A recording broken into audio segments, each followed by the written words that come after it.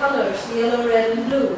By combining these colors, one can produce the entire color spectrum and paint pictures which can arouse any emotion. Thoughts of paint do not usually inspire emotion, but manipulated by an artist, paint appears to possess its own special potency to enchant the heart. Similarly, the supreme artist, Lord Krishna, has expertly designed the material world using unlimited color combinations of the modes of nature to attract us to a perverted reflection of the spiritual reality and to entice us with its false charm. Although the living entity situated in a particular mode imagines himself to be happy, it's just illusory happiness. This illusion is made possible by the three modes. However, once the living entity realizes his suffering and meets with the Lord in Bhakti Yoga, the covering of illusion or Maya is removed and one can understand their constitutional position as eternal servants of the Lord. According to the Gita, all living beings are tied by ropes of illusion, and the material nature is limited. One may be bound with gold chain, Sattva-guna Buddha, another by silver chain, Rajo-guna passion, and the third by iron chain, Tamo-guna ignorance. Guna means rope or chain. A man bound by the hands and feet cannot free himself. He must be held by a person who is unbound. Because the bound cannot help another bound, the rescuer must be liberated. Meet Mr. and Mrs. Bright with their two children who live in a small home just suitable to their needs in a peaceful country town. Dr. Bright is the local MD, a thoughtful, qualified man, respected for doing his job honestly and selflessly. His hobby is reading books of philosophy, poetry and science.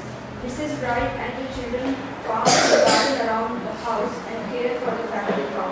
The Brights are mildly prosperous people who give thanks to God for the things they have and take their religion as a serious duty.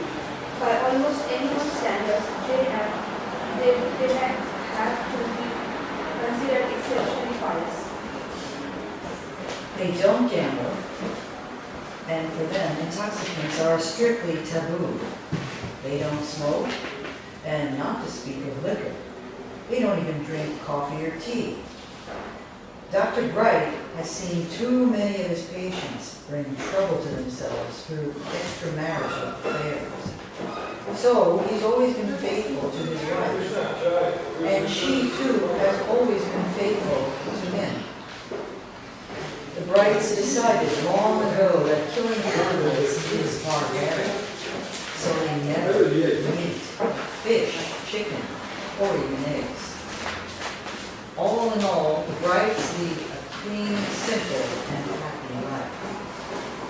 But the Brights are conditioned by a sense of happiness and knowledge.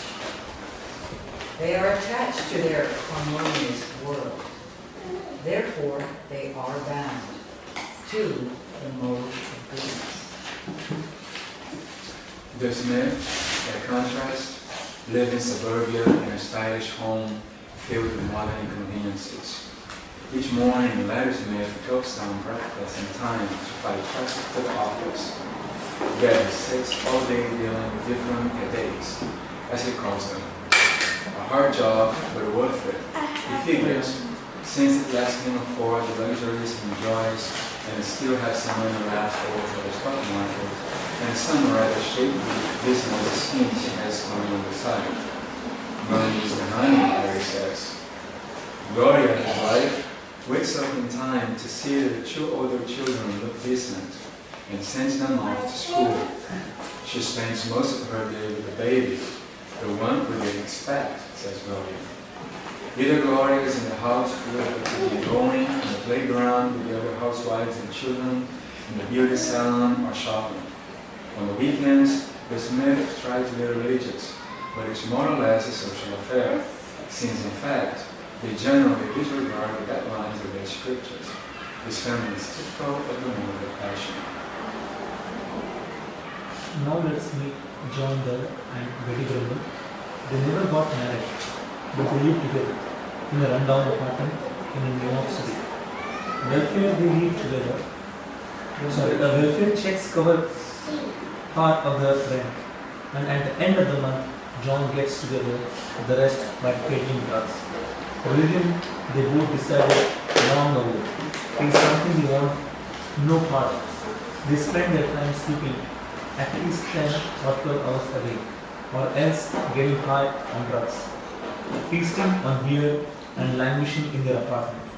For years, they have dreamt about starting a commune in Spain, or perhaps Madagascar or Nepal. Dull and grumble have surrounded their lives with a mode of ignorance. Similarly, we can compare the qualities of different animals according to the modes of nature. The elephant is in the mode of goodness. It eats only fresh vegetarian food, grass. It's a large and strong and gentle animal. It has the intelligence to work well with humans. The tiger is in the mode of passion. It is fierce, restless, and aggressive by nature, and kills and eats flesh of other animals. The jackal is an animal in the mode of ignorance.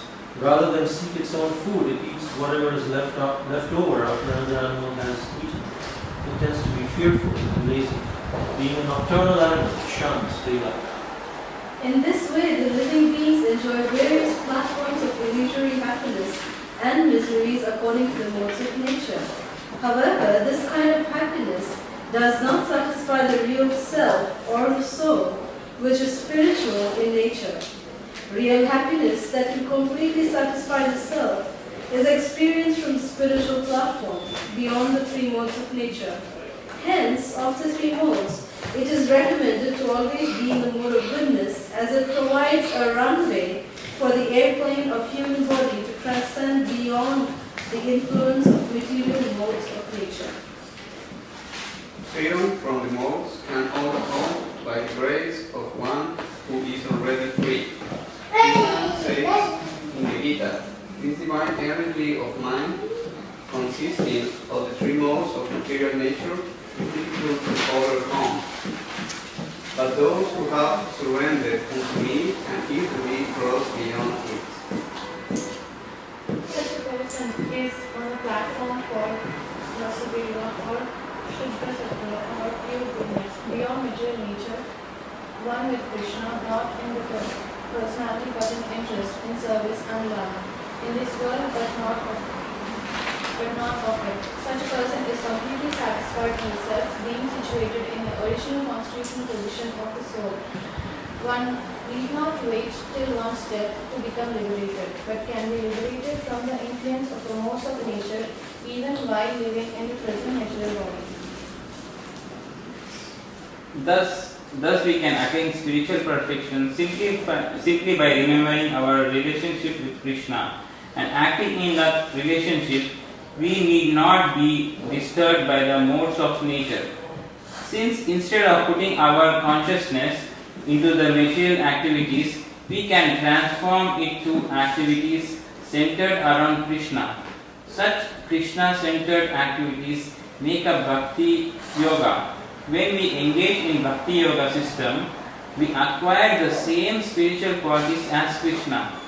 We can become free from material concept of life simply by performing Bhakti Yoga is the association of those who are aspiring to or having already transcended the modes. The most important process of Bhakti Yoga is to chant and meditate on the transcendental sound vibration. Hare Krishna, Krishna Krishna, Hare Hare, Hare Rama, Rama Rama, Hare Hare. So the appendix actually is behind, but somehow the titles have come on this page. But anyway, the appendix is just for reference.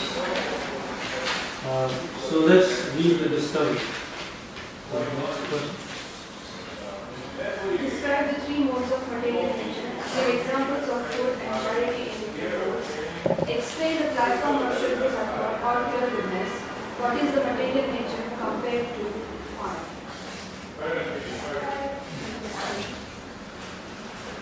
Understanding. The capsular, tired of long distance walk, kept his basket aside and slept off under the shade of a banyan tree that was full of a group of mischievous monkeys. After a while, he got up from his sleep and found his basket was totally empty. The monkeys had picked up each one a cap, and wearing on their heads, soon climbed up the tree. Discuss and compare the reactions to this situation by a person in the mode of goodness, passion, and ignorance. 2. How can we become free from the influence of the two modes of nature, even in this present body? And 3. What is the advantage of identifying the modes that influence each one of us? Application. Discuss an instance when you feel that your activities were driven by the modes of material nature. Alright, so we'll take 5 minutes to just go over the answers to these questions individually in our minds, and then we'll discuss together. So just imagine that the 5 minutes are over because we are just demonstrating, we are not actually doing it. And we, just for the purpose of demonstration, we'll discuss only one question. So you know what are the dynamics that go around and like that. So let's do the understanding number 1, understanding question number 1. Okay. So can someone, a capsular tired of long distance walk, kept his basket aside and slept off under the shade of a banyan tree that was full with a group of mysterious monkeys. After a while, he got up from his sleep and found his basket was totally empty. The monkeys had picked up each one a cap and wearing on their heads soon climbed up the tree. Discuss and compare the reactions to this situation by a person in mode of goodness, passion, and ignorance. So, if someone is in this situation, how would a person in the mode of ignorance react? I think you guys stay and run after the monkeys and try to hurt the monkeys. Okay, that's a good one. What else can that person do? So, what is the driving emotion there? Anger. I would say anger, but an anger that the person cannot control. It makes you go after the person who caused you harm, because sometimes you can feel anger, but you can't control yourself. But this is a case where he cannot control himself. That's very nice. Anyone else? What would you do? Yeah. Ignore that and go back. Ignore it and go back to sleep. That's more of ignorance. Yes. How else? Find a trick Now, how would a person in the mode of ignorance? Oh, the ignorance. How would a person in the mode of ignorance deal in this situation? Maybe he will eat the rest of the food that the monkeys throw out. That's very interesting. Okay, that's interesting. Okay, so how does the person in the mode of passion react? So basically you understand what the mode of ignorance is now, right? I think you would curse the monkeys. You would curse the monkey, mode of passion. You try to retrieve the hats. You try to retrieve the hats. Okay, why would that be mode of passion? Because he's attached to his profit. Very good, yeah, that's a good point. So he'll try to get the caps back instead of whether hurting that person or not, somehow he'll try to get his caps back. Okay, that's a good point. You're gonna fight back with the monkeys. Fight back with the monkeys? Yeah. Okay. Alright, so you understand now what the mode of passion, how the people in the mode of passion they react. They're very much attached, they're always hankering, and they don't mind working very hard. Okay. So how does a person in the mode of goodness react? I think he would be happy that he was an instrument, so that the monkeys would have something to eat.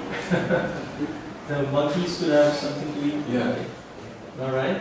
He'll be happy for them. How else would a mode of goodness? You try to ignore and go back to like we okay, like what we can do, we cannot do anything, but let's try to find more whenever I get it. Okay, that's how moral goodness could react. How else? Goodness is characterized by thoughtfulness. Yes. And so, I believe the original story. Yeah. So he took the cap off his head and he threw it down. And at that point, all the monkeys threw the caps down from the tree. He was able to. Exactly. There you go. So that is the characteristic of someone on the mode of goodness, because he's calm and thoughtful, he doesn't react, but he will see what is best in this situation. Yes, very nice. That's good. So that's how a person on the mode of goodness will be. So you get an idea of how mode of ignorance, the characteristic is that whatever they do is neither good for the other person nor good for them. Mode of passion is good for them, but may or may not be good for the other person. Mode of goodness is good for the other person and good for them too. So how would a person in pure goodness react? We discussed ignorance, passion, goodness, and Shuddha Sattva. Pure goodness. You chant Hare Krishna.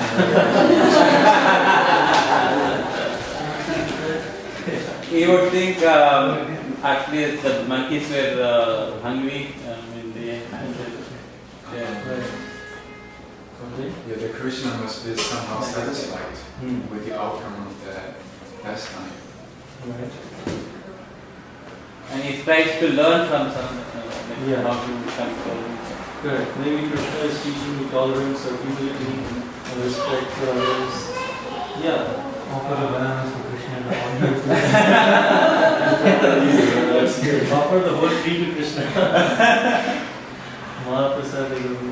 But yeah, also the person in pure goodness actually can respond in any of the three modes as long as it is beneficial for his service to Krishna. So if he has to be in the mode of passion to serve that purpose, he can actually come to that mode but not be influenced by that, because he's still in the Shuddha Sattva. So these things are actually, a person in the mode of pure goodness can also act like a person in Rajaguna. Externally, you will see that he is going with a stick and trying to retrieve his caps, and he wants his caps back because he wants to offer it to Krishna, or maybe with a basket of flowers or something that he wants to offer. So his motive, just like Srila Prabhupada, sometimes you would see that he is angry at his disciples, but that was for their benefit.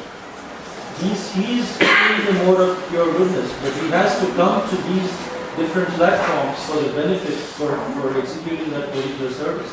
When we go out for book distribution, sometimes it's a very passionate service. You have to be externally passionate, but internally, as long as you are chanting, you're in good vibrations, you are still in the mode of pure goodness because you're connecting it to Krishna.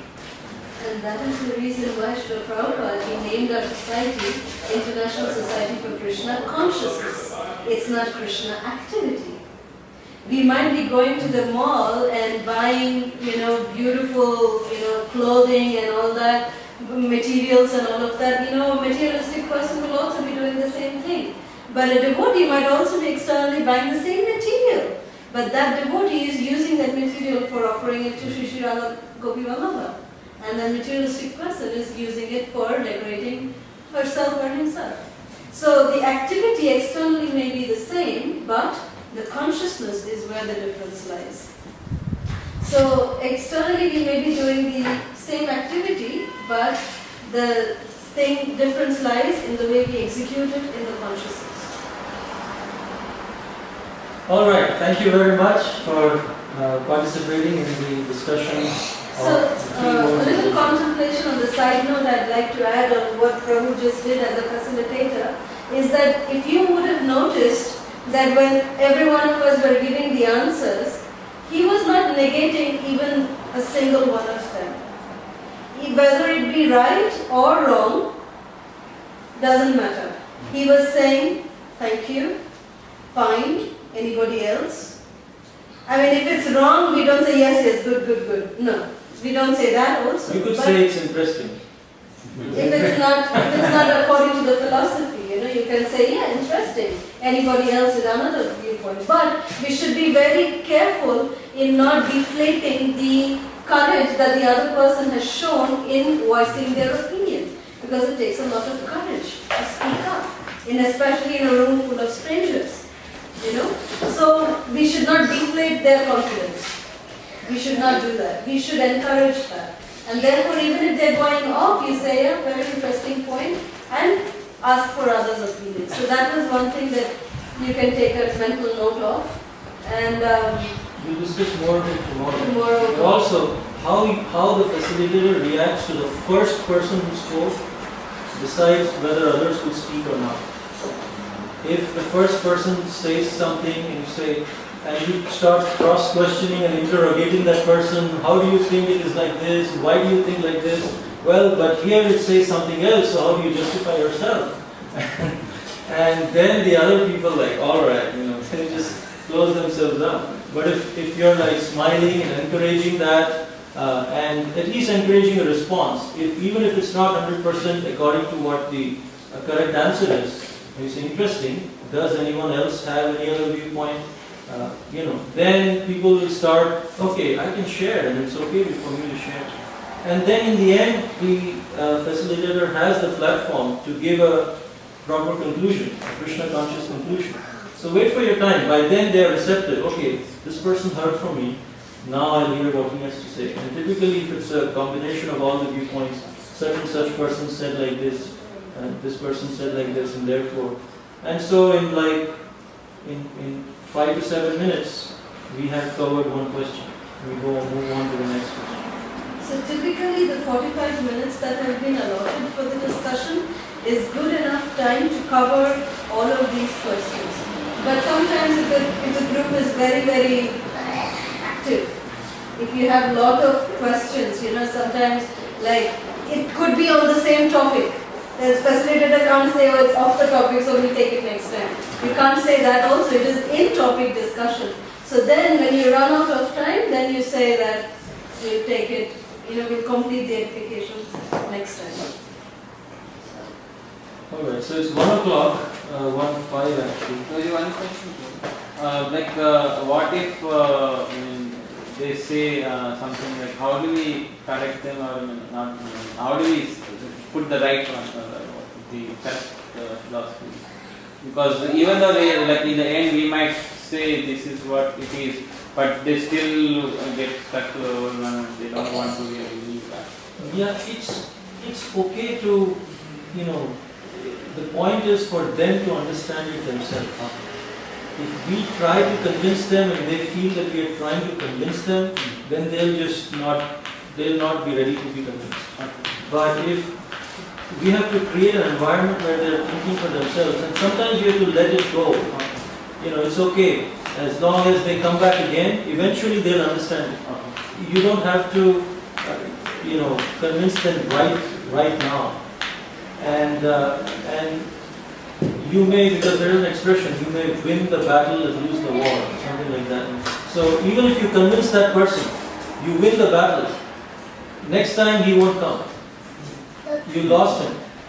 So what's the whole point of convincing him when now he's no longer going to come? Rather, you concede a little bit and you be nice to him. But you're not agreeing with him. You're not kind of compromising. But at the same time, you're not rude about it. Then he will also respect and think about it. Then he'll come again and again. I like it. I'm not convinced with some things, but I like the group discussion. Maybe I can learn something more. And I'm willing to share also. In this way, they are sharing their things also. And that's a very important thing for people. Is to, you see Facebook, Twitter, all these social networks. Why are they growing? Because people have this need to share. They really want to share, and you give a platform for them to share in a nice way, Krishna conscious way. They'll drive 100 miles to share what they have to actually speak. But if you ask them to drive 1 mile to come and listen to what I want to say, they'll be like, oh, well, I don't know if I have time. So it's important. The real preaching starts after the program. During the discussion, during the program, you're listening to them. It's more about listening. And you're gauging them also. The servant leader, the facilitator, gauges the levels of the people that, because when they're talking, you can estimate, okay, this person is at this level, this person is at this level. Then, after the program is when the actual work starts by the facilitator. And that we'll discuss in the afternoon session about follow-up. How do we follow up? It's not like we just meet them during the program. We should have some kind of touch in between the week also. And at that time, we can actually address them one-on-one. And maybe if there are 4 devotees and rest are new members, we can assign each devotee to follow up with different members like that, rather than one person doing the whole thing. But that time is when you actually preach and start addressing their things. Then eventually you'll see when you build that personal relationship, when they come to the program, they become very submissive.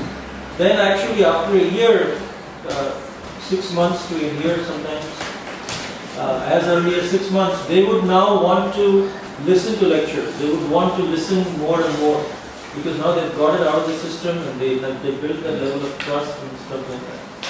And also, again, the key is being friends with them. The more you're friendly with them, the more they're going to open up their things to you. And you'll be able to, get across to them, really reach them, so to speak.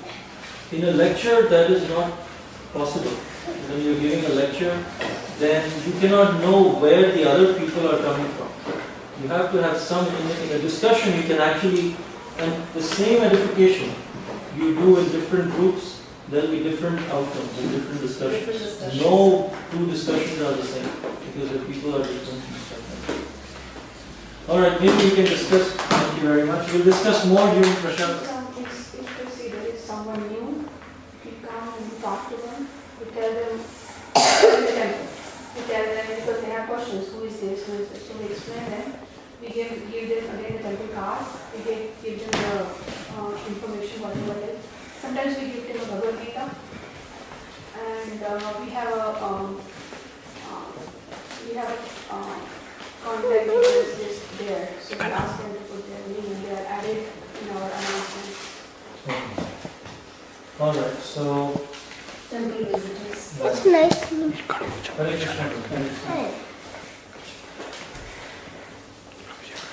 So that's good. That's a good approach, where you are reaching out to them and giving them all the contact details. Talk to them. So we'll see later how to cultivate them. So the first is temple visitors. So how do you see? Do you just happen to see them? That's when you go, or is there a Mostly during Prashant times. Someone before Prashant on Sunday? Yes, Sunday and Wednesday. Okay, Sunday and Wednesday. Should I just sit up? Are you comfortable there? Sunday and Wednesday. And is there a welcome booth like that, or just anyone goes and talks to them? And there is the Sitaram Prabhu who was here. He's the son of Congress. So he always approaches. He's already here almost all the week. He's the one who's sitting on the contacts and stuff. Okay, so is there any way that you take down their contacts? Yes, we have a book there. On that we have their email address. And then we ask them to and then we add their email address. So they get that what's happening. Okay, so you will say that what is that book you call? The content you have it at the entrance. I think so. I don't know. Visitors book. Yes, yeah. Okay. What are other ways that you contact general people? Other ways, book distribution, really. Book distribution. Harinam. And in offices also, friends. Festivals. which means festivals at temple or outside? Both. So temple festivals and outreach events. Yeah, there are so many festivals in Boston. Not only India, but even the Western. Public festivals. So how do you participate in the outreach events, the public festivals? Generally, we have there's a Prabhu who's in charge of book distribution. We have one, yeah, he's in charge of this. So he organizes a table, book table, and then through that book table, like, we reach the people. So they come or we try to reach them, like, because if there are more devotees, then they try to spread that out. Do you have a prasadam table also? Yes, it's a small table, we try to avoid everything. Okay. It's in that. Do you have Hina along with Yes, it? yes. We have Hina and we have copies from Prasadam. We have temple cards and That's good. so You we have wanted to say something? that's all, temple cards and Hina. Okay. Outreach events. Are in offices? You were making a point about Yes, offices? in the office, like colleagues. So how do you reach out to them?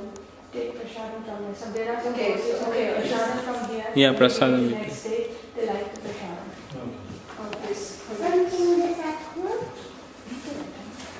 Okay. Okay, Bhakti Vriksha. Yeah, I mean, whatever, the so-called picture, you can say now. I mean, yeah, nearby, like at our house, if there anything we need, someone we've seen you, we try to talk to them, make friend, and try to. Grocery stores. Yeah, also. We have outlets through grocery stores, Okay. restaurants, grocery stores. You mean in book table outside them? Exactly. We How have. about Whole Foods? Do you have Whole Foods? We do have. Do you do any distribution there? No, we didn't try to get in touch with them. They are good. Yeah, but Their same, their philosophy is the same as ours. correct, yeah. We do not get direct to them. Yeah, Yeah. just we You only can want. ask Nitin to contact them, and also Walmart. We only got one Walmart, and it was a long time. But I think some stupid mistake, and then we lost it again. Okay. More aggressive. Someone was aggressive. Yeah, I don't know what.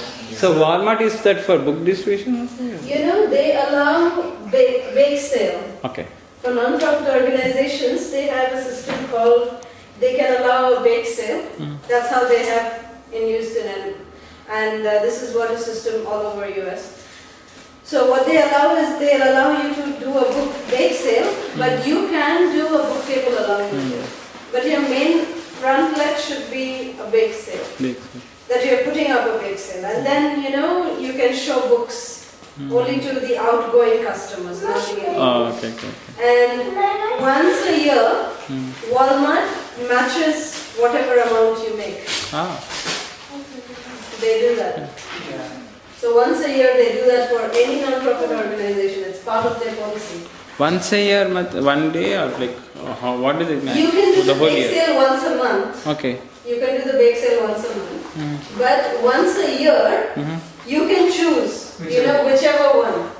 Okay. Whichever month you have the highest collection, they will match it with whatever collection you have done. If you raise $1,000, Walmart will also give you $1,000.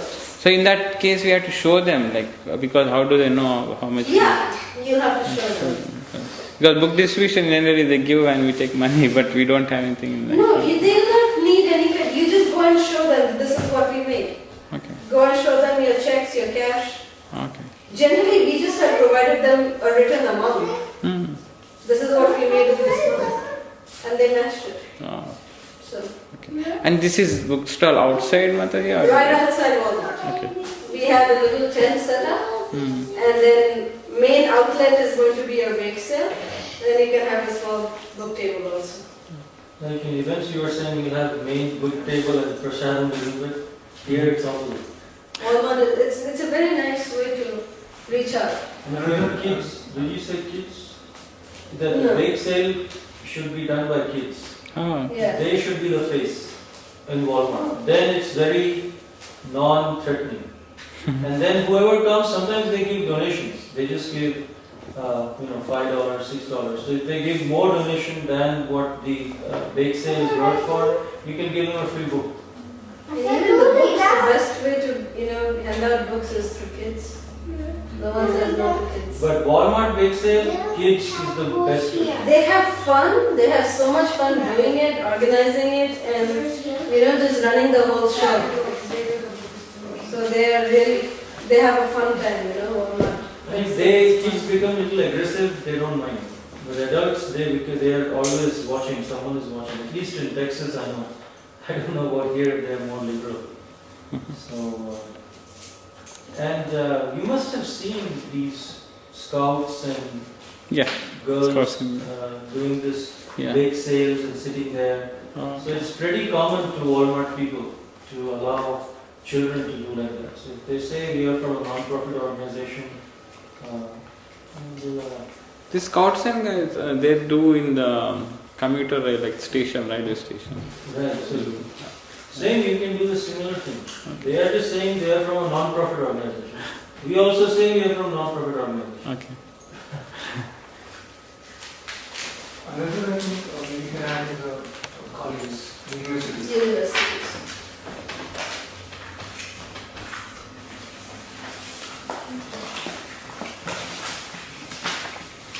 This is a major outlet. Actually, in Texas, there was nothing called Hindu chaplaincy. They had Islam, they had all the other faiths represented in the universities, but they did not have anything called Hindu chaplains. So both of us, we've been doing the university program in Houston, in the University of Houston for, since 2002, we've been doing it. And in 2008 is when the university approached us. They wanted us to become the Hindu chaplains for the University of Houston. So we are the only Hindu chaplains there, and yes, it is a major source of generating contacts. We've got 2 students who've become very, very committed devotees through that university program. It's very nice, very flourishing. So write it down, university. All right. So these are some of the ways that we generate contacts, come in touch with the public, contact them. But so that's the first part, contact. The Vamandev approach is how did Vamandev conquer the entire universe? In 3 steps. And so in these 3 steps we can conquer people's hearts. Now ISKCON is very, very good in contacting the public the first time. But then we also have to cultivate them and follow up with them. Because many times we see that if you see big companies, they have a very nice follow-up system. Once you go in their database, they will keep in touch with you in multiple different ways. And that's by taking down contacts. Do you do in any of these festivals, have you tried taking down the contacts of the people yourself? Yes. Okay. And then what do you do with those contacts? Meet them personally, very informal way, try to develop some relationship, and then see, if you can, through that relationship, you can invite them into some, non-complete devotional program where they can attend and then slowly see how we can just, and then gradually invite them to the other ones. Okay, so how do you meet them? So can you, for example, can you give an example of one person that you met or anyone met and how that whole thing happened? I remember, where we met in this vegan food festival. So we were talking to him about this where we do meditation and all that stuff. So he got interested in that. Then of course I had some cold calls with him. I was just talking to him since he was a student. And then gradually we happened to be from the same college, in the college where we had some outreach. So then, since that was completely it was very neutral. So we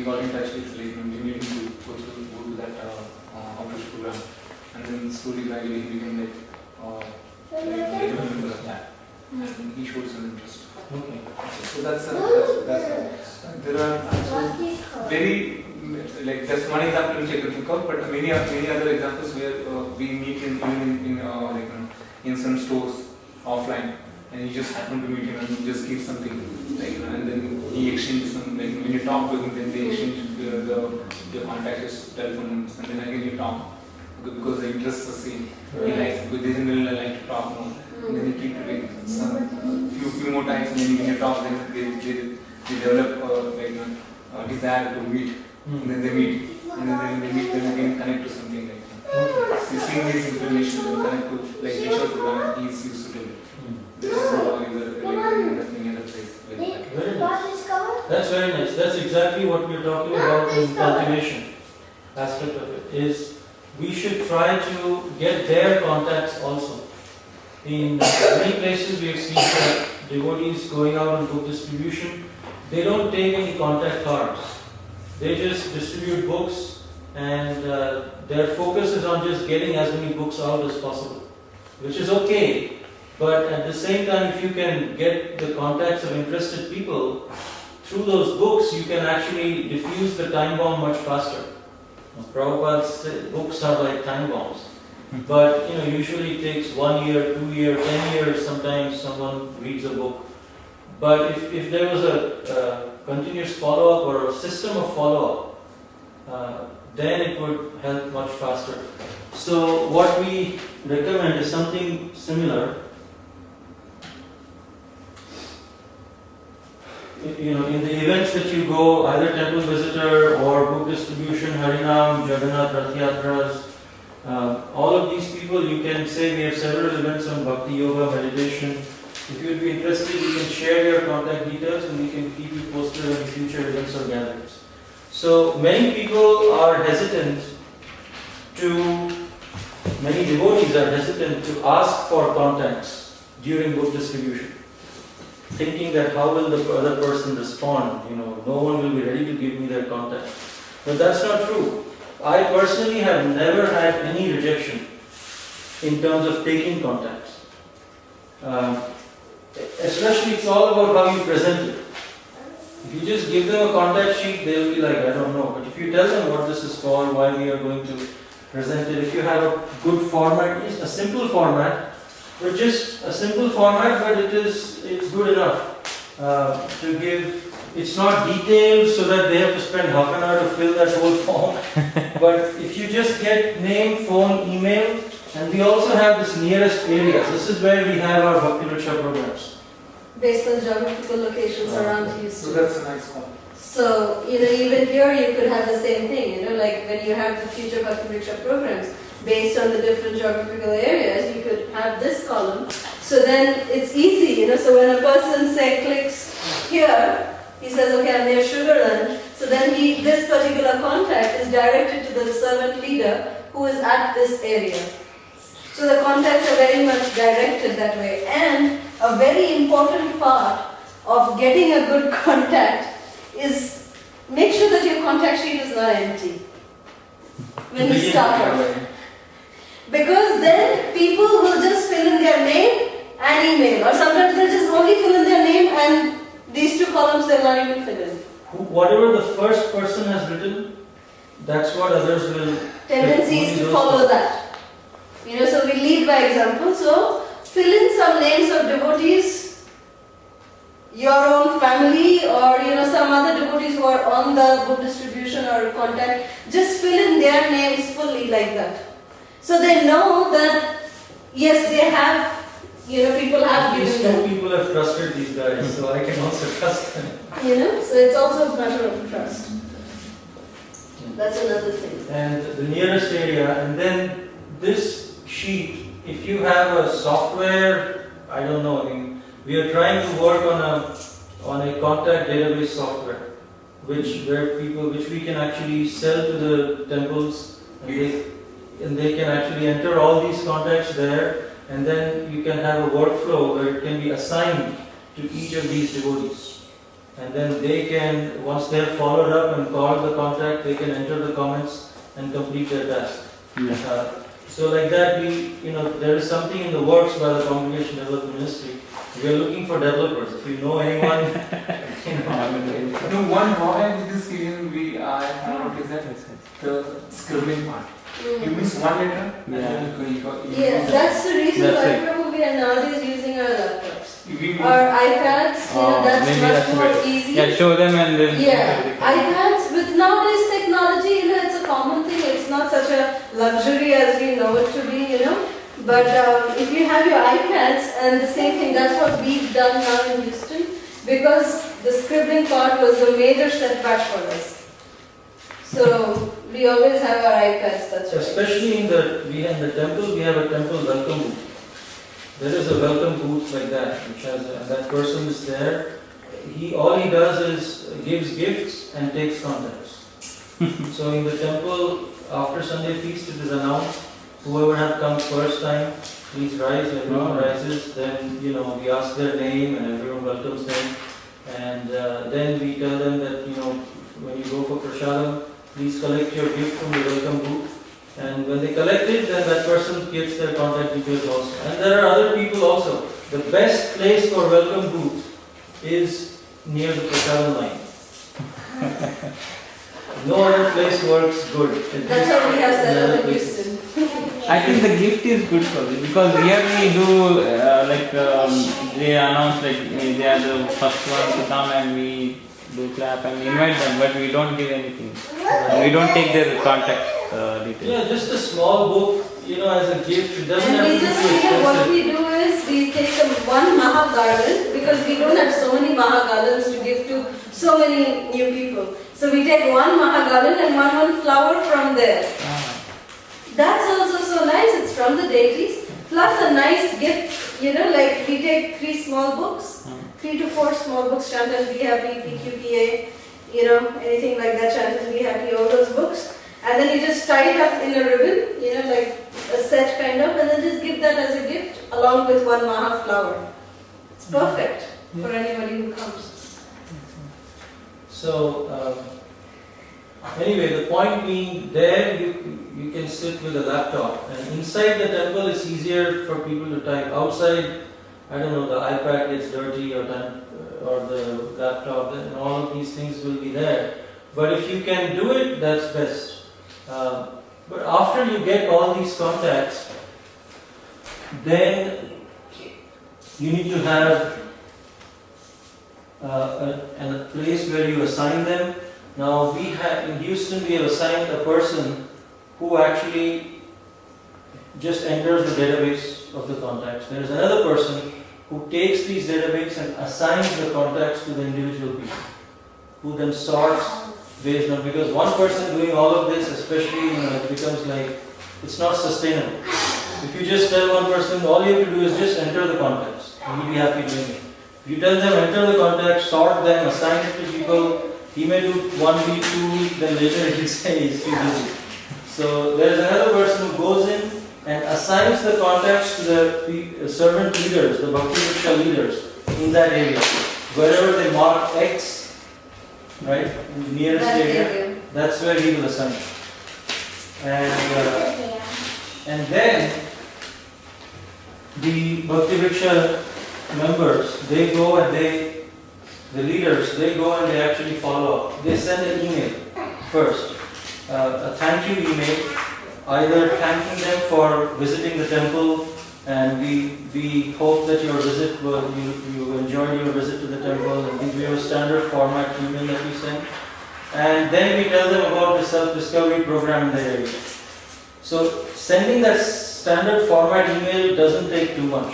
You just have to copy paste but make it personalized. Write their name. Just have to change the name and your name. Everything else is the same. And if you have any questions, maybe you can give your phone number, email ID to whatever extent you are comfortable sharing. So these 3-4 things you change in the email and send it out. Then either they respond. The Westerners respond to the email a lot, but Indians, they respond to phone calls. So we do send an email first, and then during the week we make a phone call. One email, one phone call should be good enough. More than that is too much pressurization. So, pushing them. If one email goes to them, And then when you call them, they remember, I had seen this email and thank you for this. And, for Indians, it's best if you start with a children program. You know, if you talk to them about children program, they are more excited to come for that. And then through that, they can also come for this. So if your Bhakti Vriksha group has a nice children program, that is a priority. It's important you focus on that. That's a good selling point. That's a good place where, sustenance point also. So try to, now we see that if you get contacts through that, through the temple visits and other things, those are good people to come for Bhakti Vriksha program. Our Bhakti Vrikshas have grown simply by this following this formula. Then friends of your members. If your group members like the program, they will want to invite their friends. If they don't want to invite their friends to this program, that means there is something not good that they are liking in the program. Because if they like it, they are willing to stake their reputation to their friends. You won't invite your friend to something which you don't feel comfortable with. So anyway, but if a friend comes, he's more likely to join the group. Because that trust is there. Because there is another person in the group who is their friend. So that trust is already built up. Then the other is temple visitors. So we have seen success with the friends first. Second level is temple visitors. Because if someone has come to the temple, they are interested in spiritual life. So you'll get more response from them. And then after that, outreach events or book distribution or the other events, we get response. But to expand your Bhakti Vriksha group, first friends, temple visitors, outreach events, like that. It's said that a sane person has at least 21 known people. Otherwise, he's not sane. Friends, actually, it said not known. Right, but they need not be close friends. You may have one or two close friends, but at least you can call them friends like that. So you can tap into that. You can ask. Sometimes we ask our members that in this quarter your assignment is to introduce one of your friends to the group. He may continue, he may not, but at least introduce them. If you have 10 members and if each member introduces one more, there's 20 in 3 months. If you have 80, it's 160. So you can see that it has a lot of, and it's not a big assignment to introduce one of your friends. Out of 80, or say out of 80, usually you'll get 10% success. If you get 10% success from contacting the first level people, it's a huge success. So set your expectations that way. Don't expect that you'll get 100% of people whom you contact would be coming to the program. If you have 50 contacts in your database, if 5 people come to the program from there, it's a good statistic. It's a good turnout. And just see, in 3 months, 5 more people, or 6 months, 5 more people, become devotees. Yeah. It's not by one group. If there are 3-4 groups, you have 20 devotees in 6 months. There's 40 devotees in a year. It's a huge thing. Next year, any Maharaj comes, he'll say, wow, where are these 40 devotees coming from? It's at least better than what rate we have in most of the temples today. So, as many more, that means as many more contacts you have, that much more chance you have. If you have 100 contacts, you can get 10 people to cultivate, who will respond actually to you.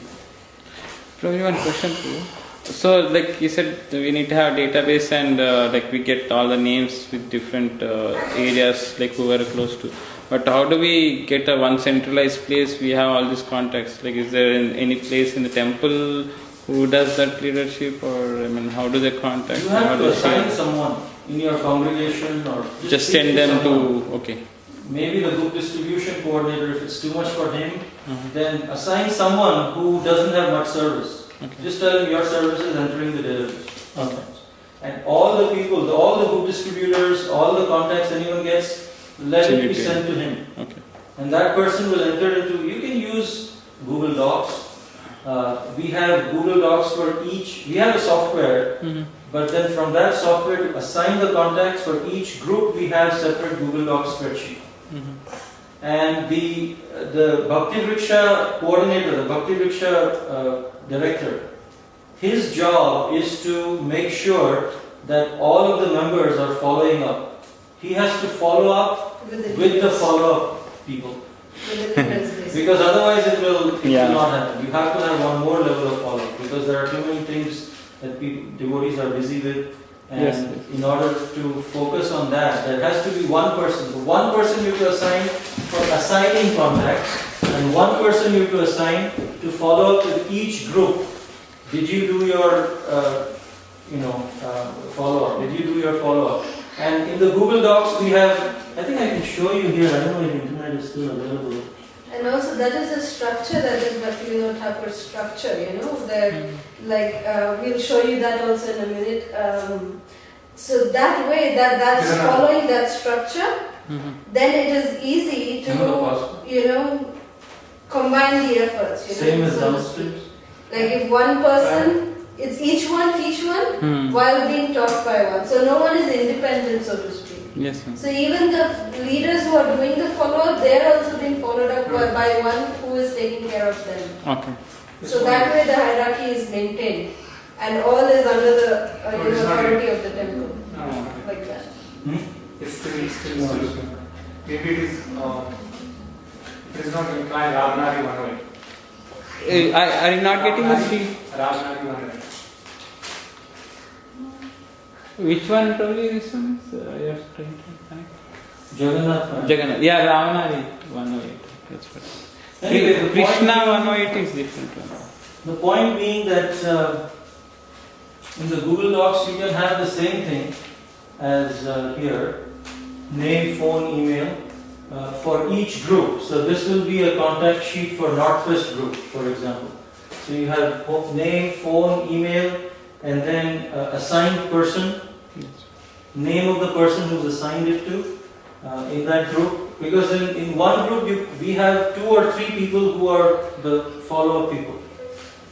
Tomorrow, I think today only, we'll see roles in a Bhakti Vriksha group. So one of the role is welcome coordinator in the Bhakti Vriksha group. So you have to assign one of your members because sometimes you may be very busy. You may be busy and you may not have time to follow up. Even though you have the desire, you may not have time to...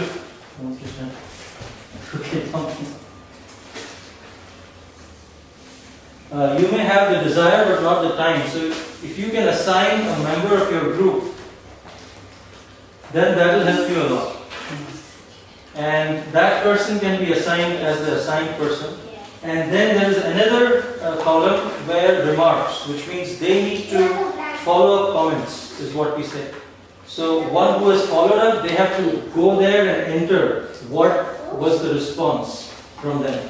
Either left a voicemail or this person is interested with the date and everything.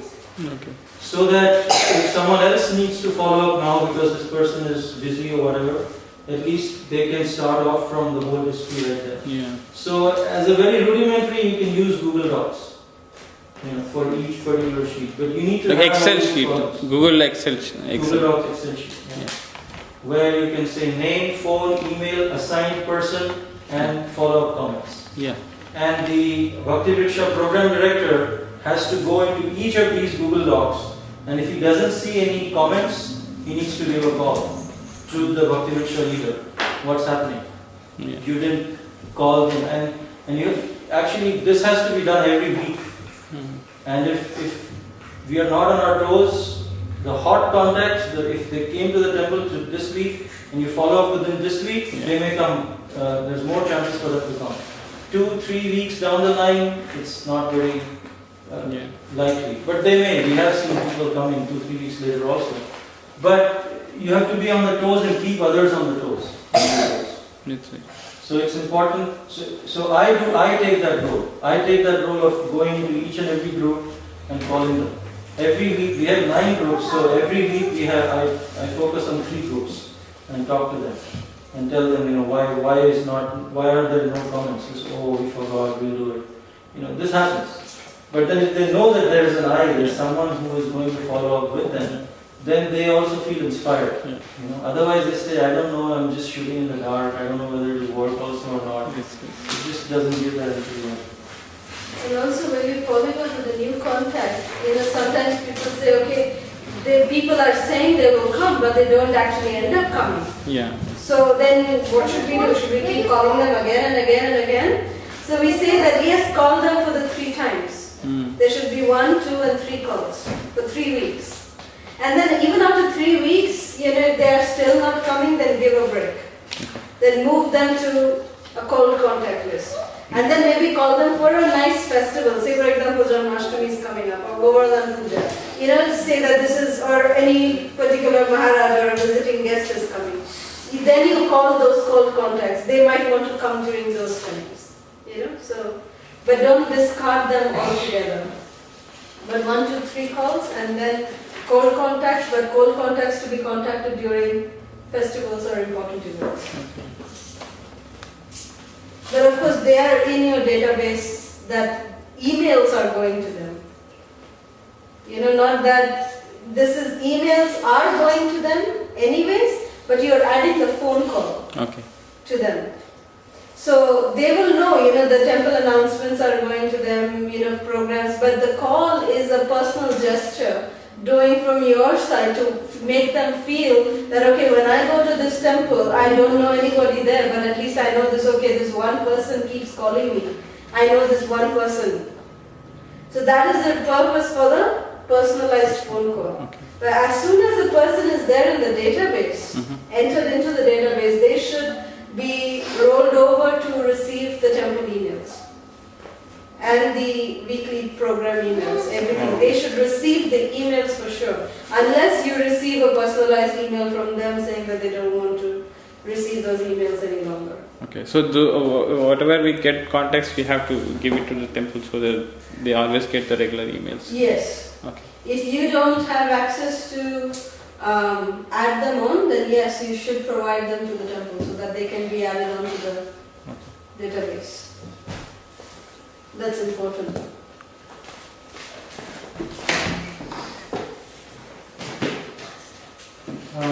After, like you said, three calls, what if he doesn't come and then we keep sending emails, or you have to still call also? So it's been a while, they've been sending emails and it's still not coming. That's okay. They are still receiving the emails. But do you still have to call? You can call them, as I said. After 3 calls, you give a break. Don't call them. After 3 calls, like 3 consecutive calls, 3 weeks, you don't call them after that. But then you call them maybe, for an important, like in our Vaishnava Sampradaya, Prabhu, every month we have big festival. Or some visiting guest. Something like that is always there. So call them for those events. So maybe, after the 3 weeks, 3 consecutive calls, maybe call them the next month. Give them a break of a month. And follow up with them again. Hey, how are you? It's been long since we touched base. How are you doing? Just, I was just remembering you because I met you at so-and-so event, and when I met you, or I didn't meet you, whatever, if you've not met the person also, you can say, well, you came to this event, and I just wanted to tell you that we've got a very nice guest visiting our town, from out of town. He's coming in, and he'll be speaking at such and such place. Would you be interested in joining? I just thought that it might be of some interest to you. I just remembered you. So that way you're, again, hitting him there. If it strikes, it strikes. Otherwise, then Janmashtami or Govardhan Puja, Kartik, those kind of auspicious dates, then you can target. We've got a lot of successes based on those kind of important dates. When we call them up, these are called sleeping contacts. They kind of wake up yearly and they tend to visit at that time. But this follow-up is the heart of Bhakti Vriksha, or of any kind of preaching. If there is no follow-up, you will see the Bhakti Vriksha is successful or failure depending on how strong your follow-up is. Successful or failure in terms of new members joining. Sometimes a Bhakti Vriksha group with devotees can go on for a long time. But if you want new members to join, the main thing is follow-up. This is the heart of Bhakti Vriksha. So, email, of course, when you get their contact, send an email. Email doesn't cost much. It should be sent immediately. You don't have to wait on the other person. But phone call, you need to know when to call. Typically, between 7:30 to 8:30 on a weekday is okay. I don't know, weekends you can just decide whatever works best. But don't call in the afternoon times. Right. It's not really a nice time to call in the afternoons, but preferably not to call on the weekends at all. Best calls are on weekdays between the timing from 7:30 to 8:30. 1 hour. That's the best time. Then we should understand that this is not like the calls that we get from India. Telemarketing calls. This is a devotional call. This is a devotional service. So, in order to recognize that and to get the strength, we need to pray before calling them. And so, in the Bhakti Vriksha manual, this is the standard prayer that is given. You can make up your own prayer depending on your faith, but this is the standard prayer. Dear Srila Prabhupada, by the grace of Krishna and the spiritual master, a fortunate person after wandering throughout the universe in different species of life has received the seed of pure devotional service. This person came in contact with your International Society for Krishna Consciousness and started his journey back home, back to Godhead. Let me be a worthy instrument in helping the soul to progress in spiritual life. So with this consciousness, if you dial, then you know that Krishna is actually helping you in reaching out to that person. And Krishna will reveal to you what to speak to him to inspire him or her, to inspire that person. So this is very important. By the way, if you have a manual, if you have a copy of the Bhakti Vriksha manual, this prayer is there. All of these things are there. You can get it from ISKCONcongregation.com. You go to that website. There, the icebreaker book, Advaita Mataji, big manual, everything is available there. Of course, you can do email, phone. Nowadays, you can do text messaging. You can do Facebook. You can do all of those things, and utilize all of them. In fact, email, then Facebook. I was at the university, and one of the students said, "Email. We email people only. We only email people whom we hate. Otherwise, everyone is on Facebook." All the college students there, they just. This whole generation has come up with Facebook as their thing. Email means you really don't like that person and you want an official record or something. And the best thing that works with our Western groups, is text messages. That's like the... you can run your business in text messages. That's how we run our the Simple Living High Thinking group. It's all based on text messages and Facebook. So that's how the follow-up is done with the Western group. It's and all these kids, when they grow up, they are growing up in a different world. They'll feel email. What is email? They have no idea what email is. Email will become like very. But still, the best interaction is physical interaction that you have. Then phone interaction, you're at least hearing each other's voice. It becomes more and more impersonal. And if you are calling them, and sometimes it happens that you call them and the other person says hello, and then you have a brain freeze. What do I tell him? I don't know this guy, and this person, what do I tell this person? Especially you've not met the contact yourself. Especially if another book distributor has got the contact and you're calling a totally not known person, total stranger. What do you say to such a person? So we have a standard script before we go to the phone. We have the standard script which you can keep in front of you, which will help you over at least 2-3 conversation lines. And that also will, all of these things we'll give it to Prabhuji, and he can share with all of you, all the materials that we have. standard template.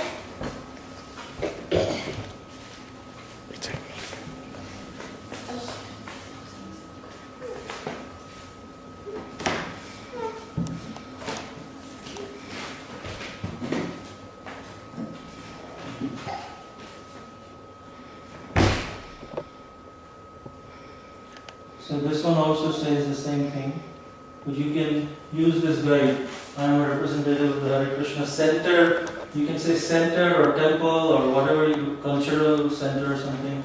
I wish to thank you for your visit, or if you have, for the book distribution, you went around each event. I hope you and your family had a good time. You had registered your contact details and had expressed an interest in knowing about the self-discovery gatherings. I believe you live in such and such neighborhood. And then you tell about the program. If it is an Indian, you talk about spiritual principles from the Gita.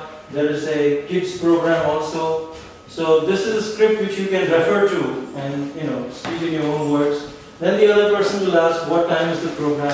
So don't just give all the information right up front. Try to have some conversation. Then you tell them what time it is, and we have a Yahoo group where we send invitation, address, and direction. Since you gave your contact details, we've added it. So each of your groups should have an email list, a Google group or a Yahoo group. You all have that in some sense. So add them there. If you have received their email, you can directly add them to the Yahoo group or Google group. It always has the unsubscribe option. If they don't like, they can unsubscribe.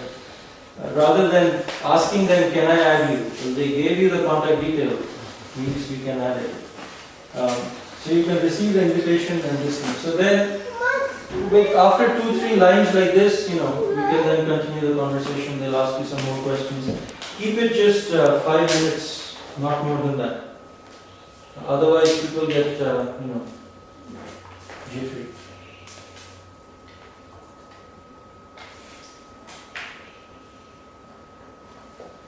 So this is the standard script for the temple contacts. Now, you've been calling them for some time, they've been coming to the program also, and then it goes into a second phase of follow-up. The first phase of follow-up was you were strangers and you were just trying to invite them. Now, after some time, you know them, they know you, but you still have to keep in touch with them because remember what we said, the real preaching starts after the program. So this is what Radha Gopinath Prabhu from Chowpatty, you know Radha Gopinath Prabhu? He does these 6-session Science of Self-Realization courses. I was in the ashram at Chowpatty for a couple of years, and I was his assistant to all these courses. And at one time we were traveling in the train, and he told me that, you know what, the real preaching starts after the program, when you build the relationship and all of that. That actually stuck with me. And this is true even with Bhakti Vriksha programs, that during the program you hear from them, you give them some nudging here and there and facilitate them to come to their own conclusions. But during the week you need to follow up with them. Even the members who have come, to follow up with them, basically to build relationship and to, at that point you can answer some of their philosophical questions also. And things like that. At that point, in the second phase, when you know the person, you can use, and you have a brain freeze, then you can use FORM, Family, Office, Recreation and Mission.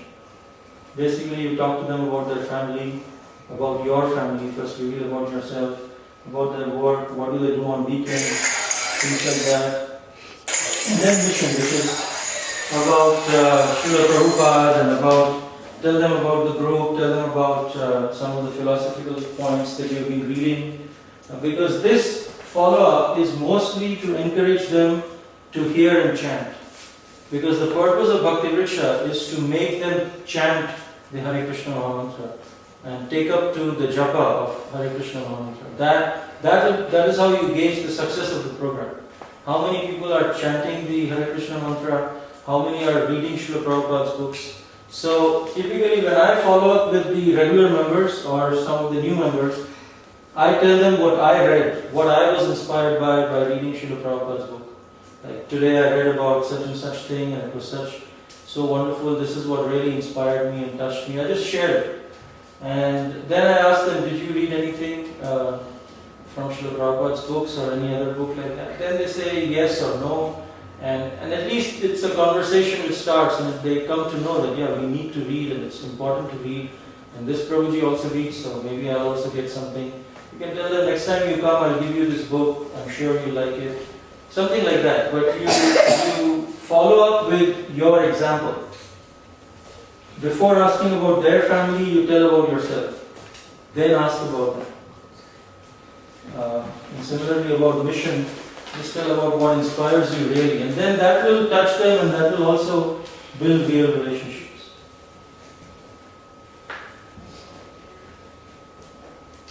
Another way of follow-up is visitation. You want to talk about visitation? Yeah, like say for example, this is for members who have been coming to our group for at least 1 or 2 months, and we're trying to build a personal relationship with them.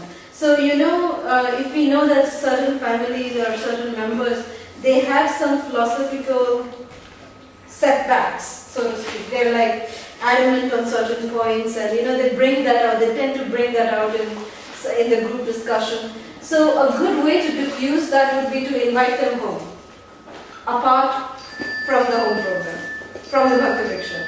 Invite them on another day, just for prasad, just that family, and address that issue with them on a one-to-one basis. You'll see that it really seldom helps. So when we first invite them over to our home, they will also naturally feel to invite us to their home. It's a natural process. And that also is a way to follow up with them. And like sometimes if they have not been coming, say sometimes the lady of the house doesn't come, the husband and the kids are coming. And you're following up with the lady, but she's probably sick or something. So then you take the trouble to go and visit them. How are you doing? Is there anything we can do? Take prasadam and go and visit them. So it's best in today's day and world to do it over a phone call, make an appointment and then visit. Generally in Vedic culture, atithi means no tithi. That's atithi. That anyone who comes and shows up to your home, rings the bell, they are atithi and they're supposed to be welcomed. But nowadays if you do that, we will be the ones who are surprised. And so make a call and let them know that you want to visit them. And sometimes they also want you to visit them because they want help in setting up an altar in their own home. So they want to, imbibe the same tenets that they are seeing in your home. They want to replicate that in their own home. So for that also they would want you to visit.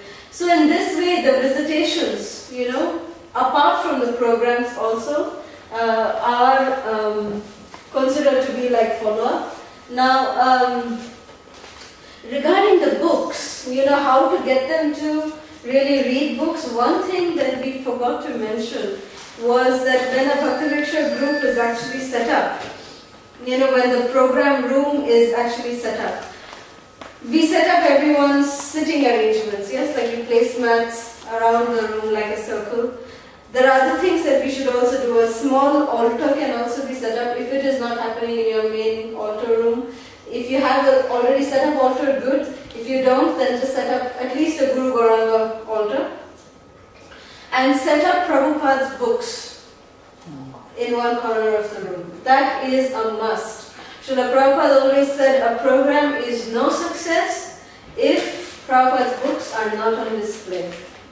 So, ISKCON program is not complete without Srila Prabhupada's books. We should always remember this. So, just set up, Vaisheshika Prabhu has the smart tables, we can just set up a little rack of books and show them the books. Because, most of the time after reading the Krishna Katha and being part of the whole discussion, people are so impressed, they say, wow, from where did you get these, beautiful things? How did you do all this? And you just say, well, it's from these books. It's so easy. So then that way you sell Prabhupada's books, you distribute Srila Prabhupada's books. And that's a very nice way to get them to also start reading. And that will be a very good start to also follow up. That, oh, you took this book, are you reading it? When I read this book, share your experience when you read that particular book and so on. And your regular phone calls, make sure that it is not for saying, hey, I called you, by the way, just to remind you, you're supposed to bring this and this and this for the program, and coming now, you're coming now, please come, okay? Okay, bye. No, that should not be the purpose of the call. But the call should be for the purpose to build friendly relationship. To build a relationship. That is the purpose of your call. To understand what is the general well-being. How are you? Nowadays in Kali Yuga, it is very rare to find people who just take the time to ask, how are you? We don't find that. Everyone is so busy and so self-occupied, we don't find people who are asking us this about this general well-being. We want to be asked this question. We want to answer, yes, I'm doing well. But, and then, of course, health during sickness, we already discussed that. And, the success of your phone calls will be when, before you hang up, you'll say, okay, then, very nice talking to you today. You take care of yourself. And then the member will say, yes, Mataji, I will look forward to seeing you on Friday. When the member is saying that, yes, I will make sure I will come, I will see you on Friday, that is the success of your follow-up calls. When you are no longer asking them, you're coming, no, you're coming, no. No. When they are saying, yes, we are coming, that is the success of your phone call follow-up.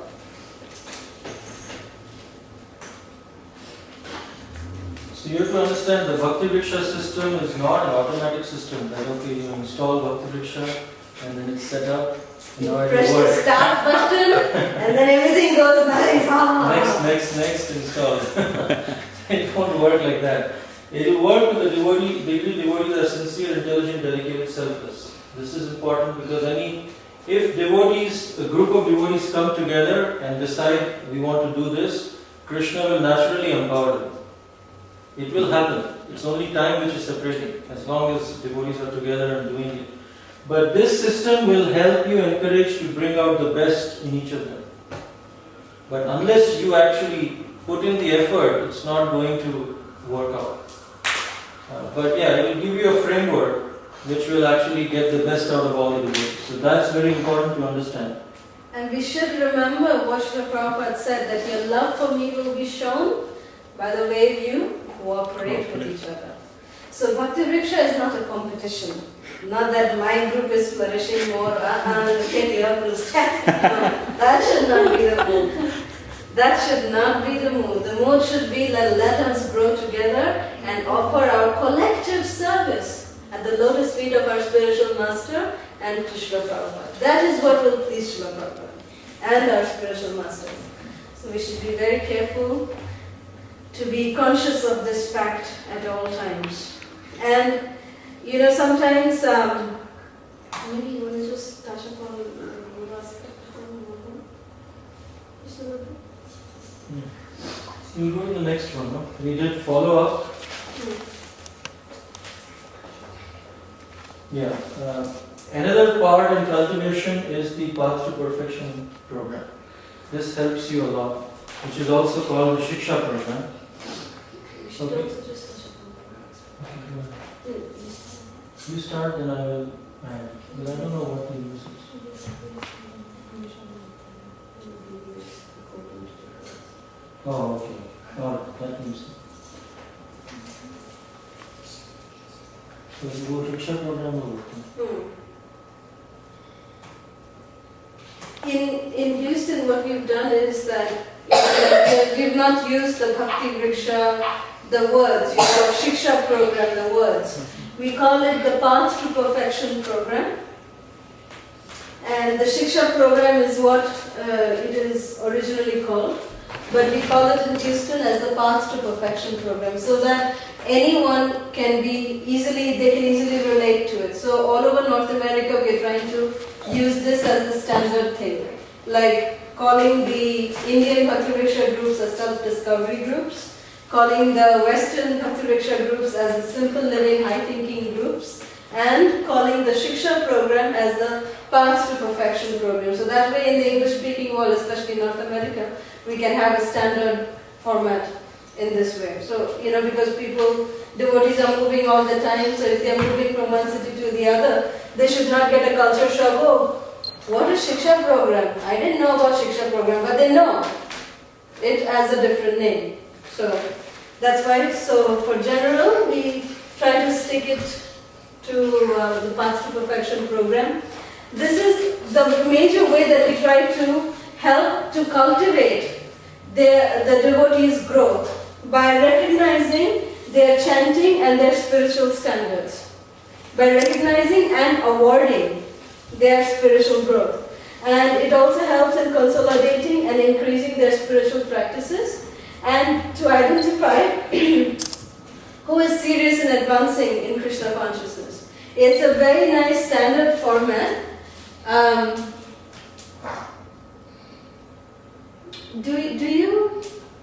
you familiar with this? The Path to Perfection Shiksha program? I know, not this one, but with the different names. Like what? Like in the 64 week. Yes, it has so different names like Srila Prabhupada, Anuga, like. Yes. Ashraya. Yeah, Ashraya.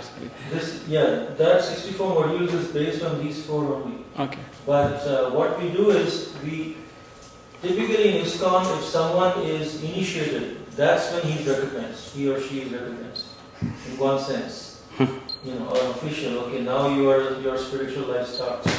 That's true, but if we can also recognize their commitment before then, one round they're chanting, it's a huge step for them.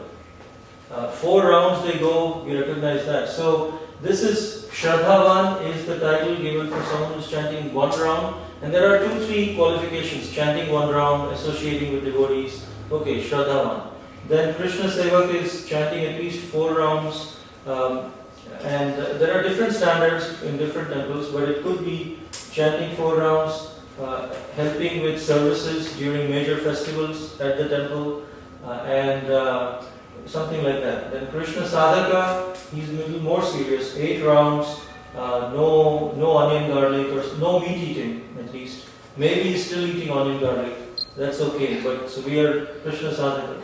Srila Prabhupada Ashraya is someone 16 rounds, following 4 regular principles, all what Srila Prabhupada actually considers. But he's not initiated, but he's chanting 16 rounds, following regular principles, performing services, all of that. And then Shri Guru Charanashra, which means now he is also aspiring from a particular guru in ISKCON, like that. So sheltered under a guru, not yet initiated, but just sheltered. And then initiation and second initiation and sannyasa. But if we can also recognize them this way, GBC has approved this 10 years ago, basically. That yes, for all temples to follow. And we'll see some of the other organizational reasons, because some of the Gaudiya Math, I don't know if there is a Gaudiya Math issue here, but in many temples there is a Gaudiya Math issue where they come and they just initiate immediately. Even if you're chanting 1 round. 4 rounders are initiated. Right? So if we recognize them here in a ceremony on Sunday feast at the temple, we are not giving them initiation, but it's recognition, right? And they feel that they are part of the community. We give them certificates and gifts. A gift bag is given. Based on the 5 levels, they are given different gifts. So when they are given the certificate via visiting sannyasi, and the certificate is registered under ISKCON and it is signed by the temple president, like that, and it's given in front of the deities, in front of the entire congregation, it makes a difference, for people. Wow, I'm getting recognized. They get so encouraged.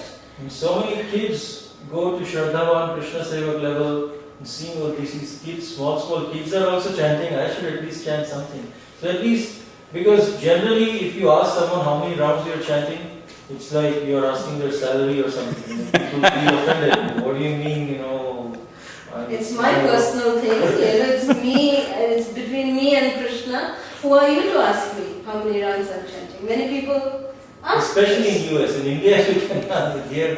So if you say we want to recognize you, this is a nice way to bring out that thing. Now it's been 3 months that you're on Krishna Seva, you should try to go to Krishna Sadhaka level, and then you can start how many forms you're chanting. So this is a nice way to bring out those things and recognize them in this way. And this way, many people, we are introducing them to Prabhupada, and then they can decide which guru they want to take shelter in. And this system supports all of them, everyone.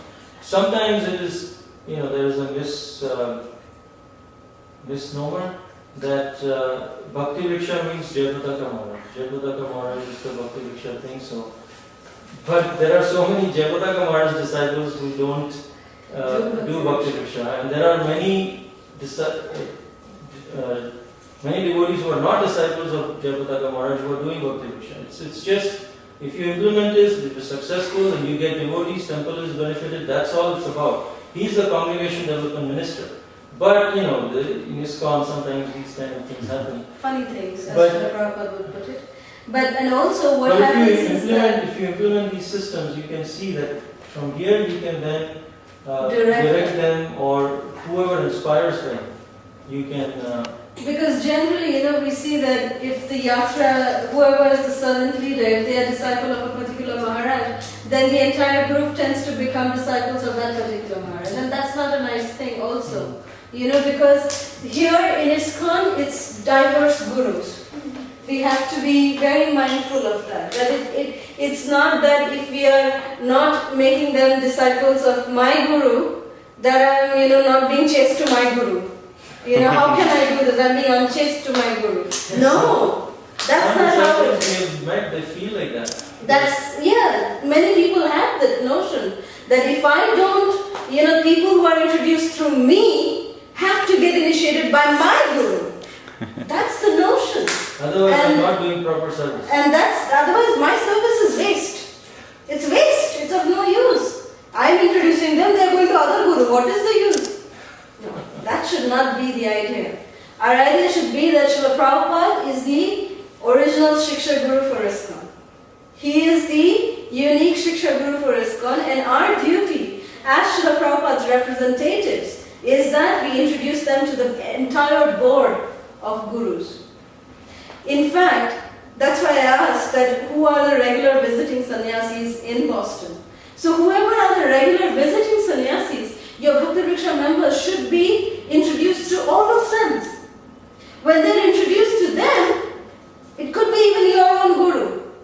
But when they are equally introduced to each and every one of them, whoever they feel inspired by, you should fan that and let them take initiation from them. They are our spiritual uncles. We should not forget that. Prabhupada is our spiritual grandfather. Our guru is our father. But they are also our uncles. So we are in a big family. We can't have rivalry in the family. Then the family won't grow. Sometimes we go to the other extreme that no, I will not introduce him to my guru, so that people will otherwise feel that, I'm trying to... Again, you have to be neutral. You have to have the neutral attitude. If that person is inspired by your guru, it's okay. Inspire them. Inspire them with Think that. about him, not about related to you or anything of that sort. It doesn't matter whose disciple you are. If they are feeling inspired by Jayapataka Swami or Radhanath Swami or Niranjan Swami, any Swami, inspire them for that guru. Inspire them for them. That's what is going to help that soul, advance in his Krishna consciousness, in his path. So we have to be mindful of that aspect and be very sensitive to that aspect. Very, very important. So again, the standard for these three can be adjusted depending on time, place, circumstance. Based on the temple, every temple has... But Prabhupada Ashraya, Guru Charan Ashraya, is a standard all across ISKCON. And also what helps with having the Shiksha program is that, actually you can skip the rest of it. What happens when, like say for example, devotees are moving from one town to the other. And if they come in and say, well, yeah, I am a Krishna Sevaka, recognized from, say, Boston, and I'm moving to the south right now.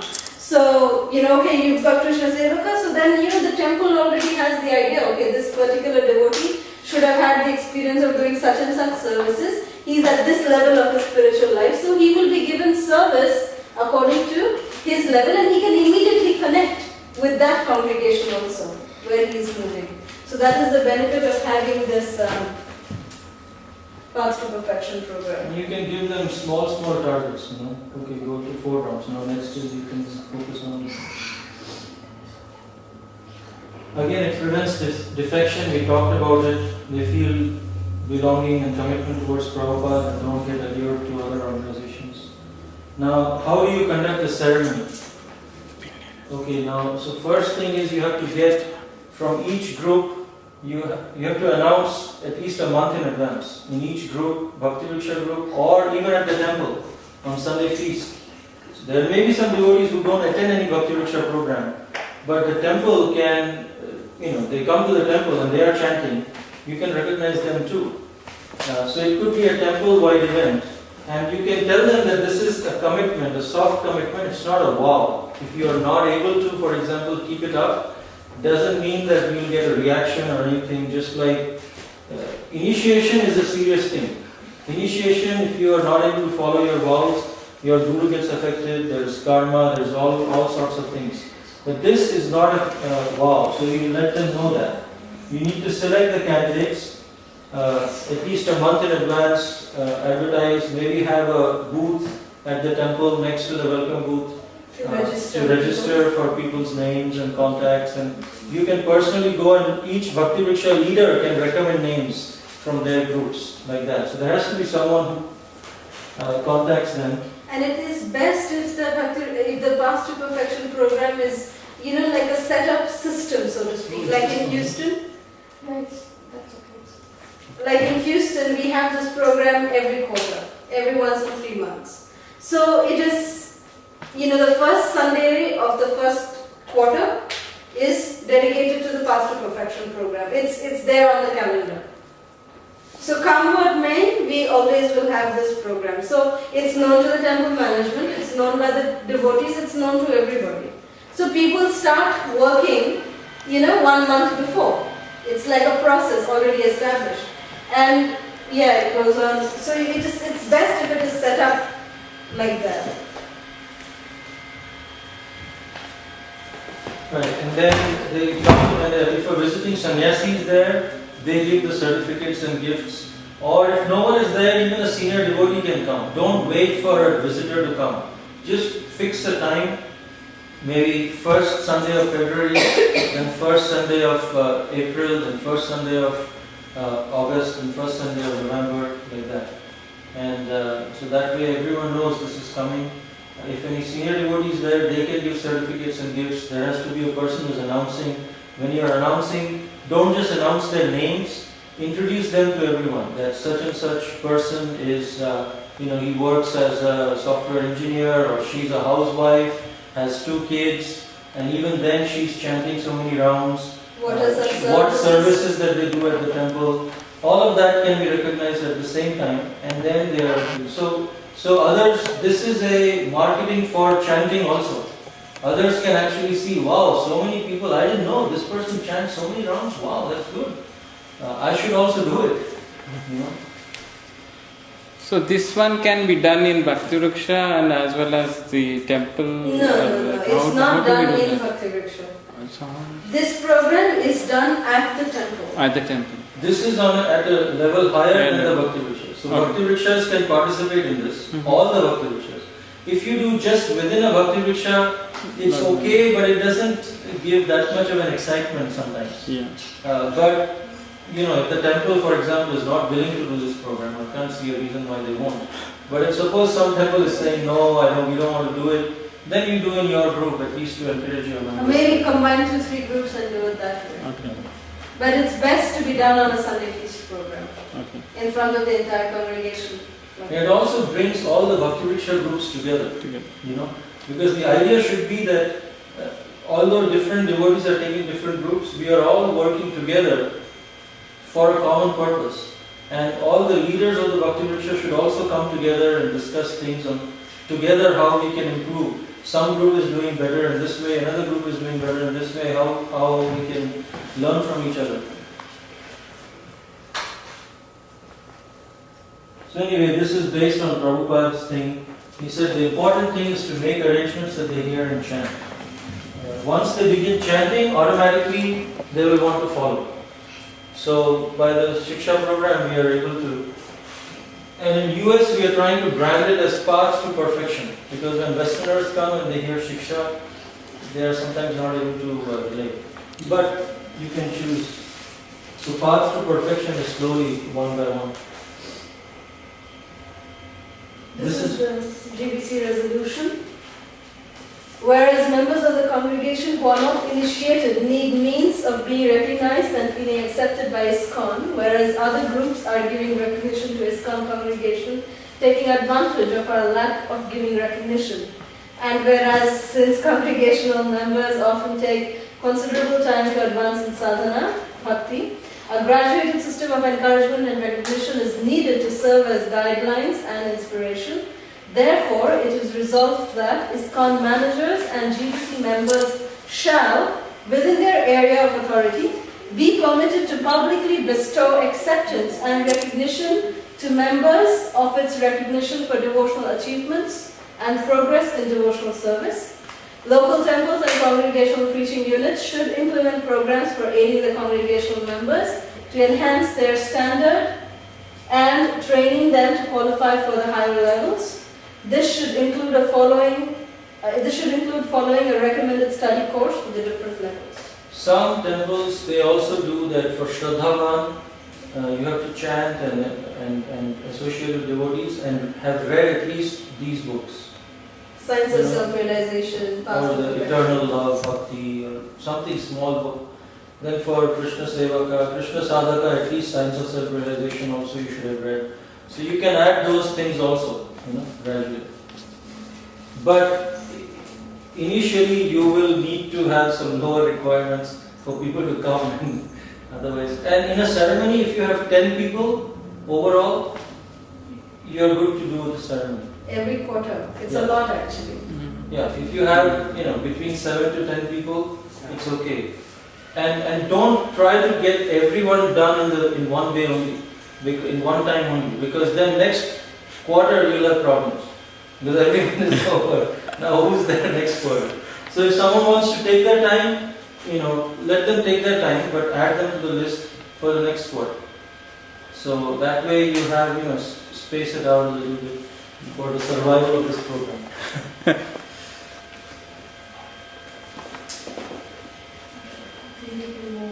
Okay, I think we can move on to some of the things that we wanted to discuss tomorrow. I think we should do BB training, roles assignment and children program. Right? Then structure and life cycle, multiplication and art of discussion. What's the time? 4 o'clock. Yeah, I think Yeah. it's good on time.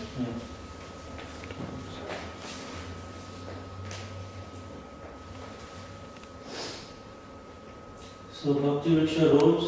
Yeah.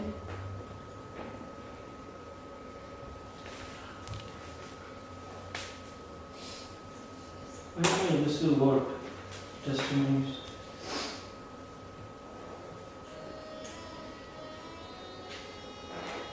Can you hear? Yeah, we need a mic or something. Yeah, the sound. If they, We don't have any speakers. This is the Western Bhakti Vriksha. can use the, we can hear the music, that's it. Is there someone talking? Right now there's just music. Okay.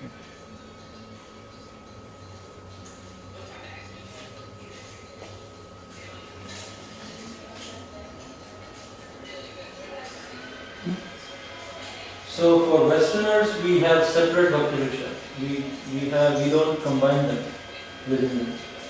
We've had situations where, yeah, you can't hear them. Cannot hear. But anyway, Definitely love to see it. Maybe once we go down, yeah. maybe we can see it. You can go now, right? I mean, it will take half an hour to go back down to the side. We had a lot of trouble. If we can present tomorrow this one, Yeah. then I think it's fine. Maybe Yeah, it's fine. maybe we can bring computer speakers. You have? No, I have that. Okay. Yeah, you can. Yeah. Because I don't have bigger one. I have. I'll get it. Okay. Downstairs. But downstairs anyway, tomorrow is downstairs. If it is downstairs, we can also connect it to the Yes. in there. Microphone. But let Yeah. bring it anyways as a Backup. backup, because again, if they ask us to come here, because I don't know, someone says go, someone says don't go. So then at least. So tomorrow the altar is whole day open, because I think she was right. The Pujari, we have to follow the. Yeah, of course. Yeah. This boy, he is from the University of Houston. He's a student at the University of Houston, and he came into our program through the University of Houston program. Wow. We have every Tuesday, we have a vegetarian cooking class that I conduct. It's a 20-minute cooking class that I do, and just talk philosophy when I'm teaching a particular cuisine. And we have a turnout of around 25 to 30 students every Tuesday. And then right after the cooking class, we have a guided mantra meditation session. And then once a month, Prabhu and me, we do this, what do you call it? Your shows? Self-help seminars, on power of habits or time management, anger management, willpower, certain things like that. And then there's prasadam. So during the prasadam, we all sit in round tables, and like a table of just 5 or 6 students. So even when we are sitting in the tables, we are having a discussion when we are taking prasad. There's one breaker at each table. So there's so now Austin, that's the boy's name, he's going to become an active member in both the university program as well as this program also. So it's growing pretty well. We do the icebreaker session during Prashant. Yeah, we answer one particular question. The icebreaker question is more on a, not really just an icebreaker, but it's more of an intellectual question also, so that it just gets them, gets the thoughts and juices flowing. So every time whenever you, while the discussion is there, during Prashant, you have only icebreaker or there is something else also you talk? No, we just have the one question. And then, everyone goes around the table answering it, and then of course it breaks open for an open discussion for anything that anyone might have any questions regarding that. But that one question, say for example, it's a very thought-provoking question, like what was the toughest time in the past week that you experienced? Why do you think so? It's more like... On ISKCONcongregation.com, you can buy a book called The Book of Icebreakers. Yeah. So that helps a lot. That has games also. Krishna Damshi's games like that. So things like this, it really helps in not only just answering a question, but also getting deep into the thought of why we are doing what we are doing, Like, sometimes you're talking about their stress, getting them to talk about their stress and what they do to relieve their stress. Just talk about that, and you'll see the kind of things that they come up with. And most of the times they will ask for solutions also. Because most of the time it's not that only both of us are table moderators. There are people like Austin, there's some of our youth group kids who are students at UFH, they also come as table moderators. So they're also there facilitating each table, like that. So that helps a lot. Yeah, that's what I was wondering, because initially when we did what is your favorite food, that's the icebreaker. But when we go along, maybe 20-30 birthday wishes we had, we can still be asking those, there should be something which is based on what we are really discussing. Yeah, it could be something like what is the best quality that you admire in people? Yeah. Or what is a childhood memory that really triggers or which you feel nurtured by even today? And in that book of icebreakers, it shows for icebreakers when a group is new, icebreakers when people are in the medium phase, icebreakers when your group is about to multiply. Okay. So 3 stages of For icebreakers. devotees icebreaker for devotees. Because Bhakti Vriksha is such a system that you can do even for devotees. Even for advanced devotees, you can have Bhakti Vriksha. Yeah. It's not that it's just meant for new devotees. It's not just for new people. It is for advanced devotees also. To just maintain and sustain our Krishna consciousness. Yeah. You know, like in a devotee atmosphere, we can ask the question, what is the meaning of your name? You know? Yeah. Like our spiritual masters give such unique meaning of our name when they initiate us. So you can share that. Things like that. So I'm thinking if we should do roles or we should do structure and life cycle. Prabhu, tomorrow, Yes. are there any other devotees who are going to come? Or will it be this group only? Mostly this group. Maybe we can 3 or 4 might be adding for you. Okay. Not sure because Sunday. So their concern Yes. is that what they would want to know would be more regarding one group or regarding the entire Bhakti Vriksha structure, like multiple groups, and then there is a sector servant who is in charge of 3 groups, then there is a... Yeah, bro. If someone from the temple management, I think they might be attending, so they might be interested in the The groups. structure, no? Structure. They'll be interested in the structure. Probably. And, okay. No, I think it's better to do the structure tomorrow. So we'll focus on dynamics between one group Mm-hmm. here today. And if you have anything which you want to take tomorrow, because since we have time, Yeah. you can also accommodate it today also. That's what we're doing So now. we can do both today and tomorrow, that particular topic you see? Yeah, I think that's fine.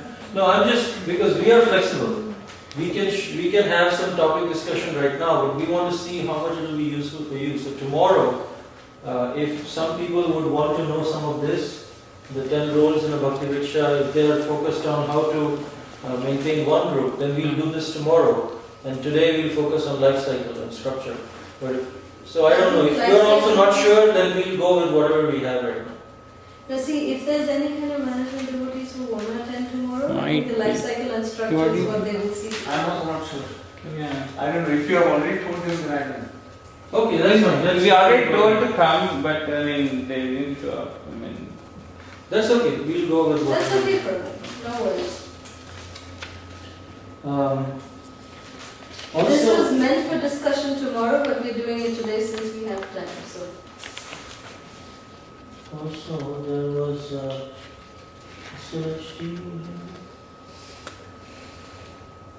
the topics that we do in the Bhakti Vriksha. Yeah, can you just show that? And also, please just at least show the roles. Like, if you don't want to take up into the details. No, we are going to do the We are going roles. to do them. We are going to do the roles.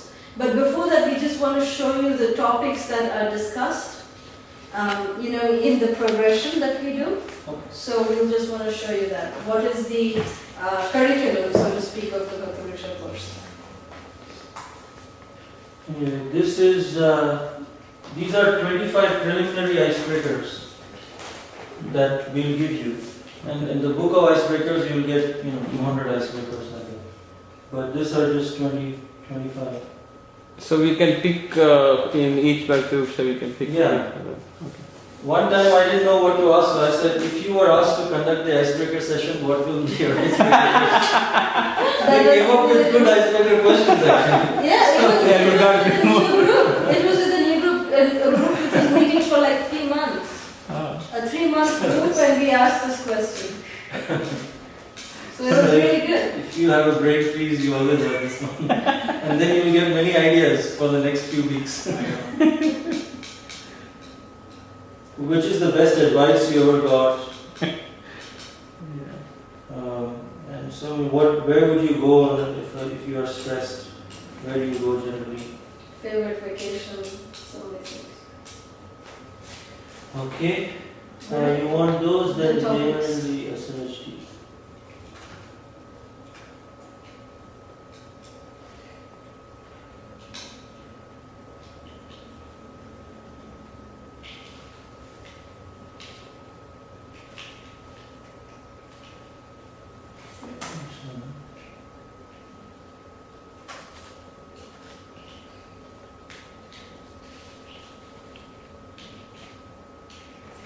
So So Mataji, you saying you cannot dance. So when you actually do the cooking, so what do you speak to?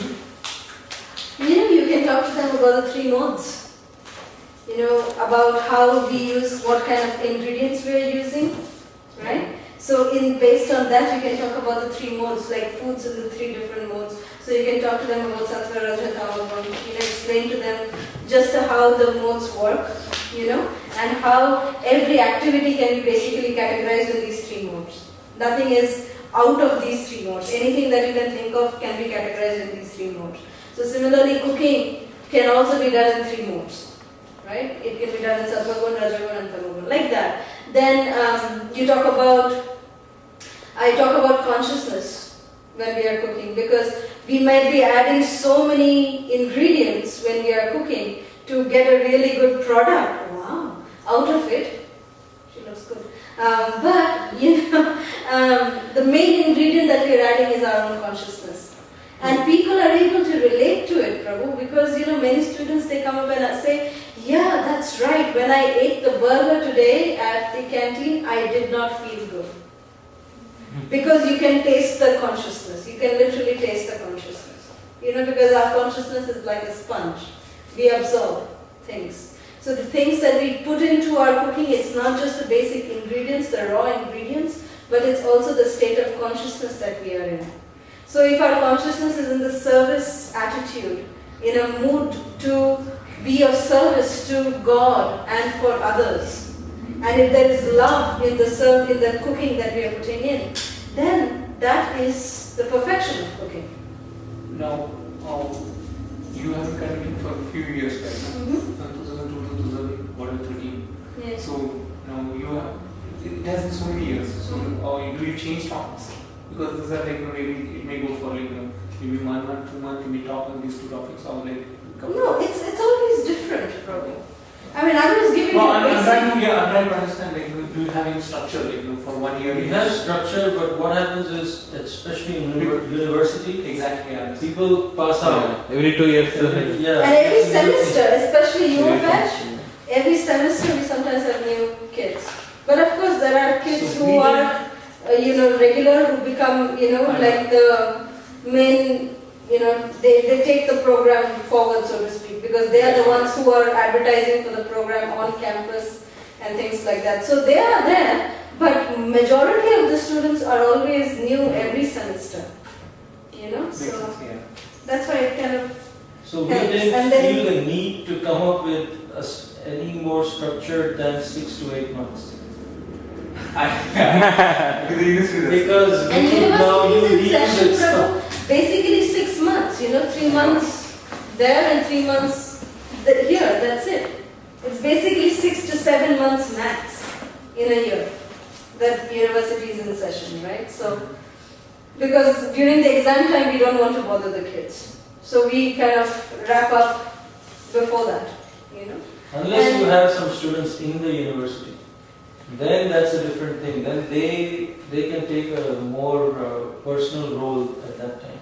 And we are actually campus ministries, so Prabhu can't go so often. So I go to the universities every week, and I sit there and I'm available to the students for counseling, and also I give presentations on Hinduism, Vedic civilization, things like that, to students at a general, on academic level. And also in the end of the cooking class, I talk about offering. That in every tradition there's a way to say grace. We say grace. We either thank nature or we thank the Creator. So every one of us are from certain culture, certain background. Every background has a certain way of thanking the Maker, thanking the Creator, thanking nature for what we are about to receive. So in our culture, the Vedic culture, we say grace like this. So we show them how we offer. So we say that you can say grace in any way that you want, or you can say grace like this and thank the Creator for the meal that we are about to take. So that also makes it, we talk about karma, it makes it karma free. That, like Grace, you mean like before they partake the food, like they say the prayer. That's what you're saying. We don't chant the entire Mahaprasada Govinda, we don't do that. No, not us, but like other cultures, like Christianity, Uh-huh. they sit in the table and they Yeah. pray before. So we do offer it to Krishna. Yes. That's our way. Yes, that's how we say grace. Yes, we Okay. show that to them. We show them not by chanting the entire Guru Pranam, we don't do that. We just chant the Mahamantra 3 times. Okay. And we just show them how to do the offering like that. And do they also follow? Like, what do they do? What do They also fold their hands and either some of them they are chanting, or we say that if you're not comfortable this way, you can say grace in whatever way you feel comfortable with. But say grace. Okay, let's take 5 minutes break and then we'll be back with these topics that are covered in the edifications that we'll send you. And then train. And in fact, the university program is so vibrant. Now we've also started doing programs at the Rice University in Houston. It's considered one of the top universities in the entire US. And so there also, there we have actually the Bhakti Vriksha style of program. We don't do cooking class there because Rice, the students are like MITs. They are very intellectuals. So they respond so well to the Bhakti Vriksha style of program. And we give them, we say for example, we discuss a particular topic and we supplement it with PowerPoint presentations. So we do 2 together and then we have a question answer session and then prasadam. That's how we do the program at Rice. And then once every semester, that's once every 3 months, one in the fall and one in the spring, what we do is we have this program at the temple called Be a Yogi for a Day. So we invite the university students to come to the temple. Some of them want to come for Mangalarti. We keep it open. Some of them need rides, that's fine, but we officially start the program at 7 o'clock from deity greeting. So they attend the deity greeting and there's after the deity greeting they do Prabhupada Guru Puja and then there's a special class for them. Special Bhagavatam class that particular Sunday for them. And then after the Bhagavatam class there's prasadam, breakfast prasadam. And then we give them a tour of our temple grounds. We've got new temple coming up and all that, we give them a tour. And then there's the Mataji, she specializes in Hatha Yoga. So we have like an hour of Hatha Yoga session for them. And then after that, around 12 they have lunch. Right after lunch they help us in cooking the Sunday feast. In Houston we have the Sunday feast attendance of around 400, 450 every Sunday. So we cook the Sunday feast for 450 people every Sunday. So they help us in cooking for those 450 people. So it's like they get used to only seeing this much cooking, but now they experience mass cooking. So we make like items which they can really help also, like making bread. So they can help our salad cutting, so they are engaged actively in doing those services. So they do that for like 4 hours, 1 to 4. And then after that 4 o'clock there's some recreational programs for them, some cultural program that we put up for them. So Bharatanatyam shows and things like that. And then 5:30 the Sunday feast program starts, 5:30 Aarti starts. 6 o'clock we have a recognition program for them, where we recognize them by giving them certificate and gifts. The certificate is that they have successfully been a yogi for a day.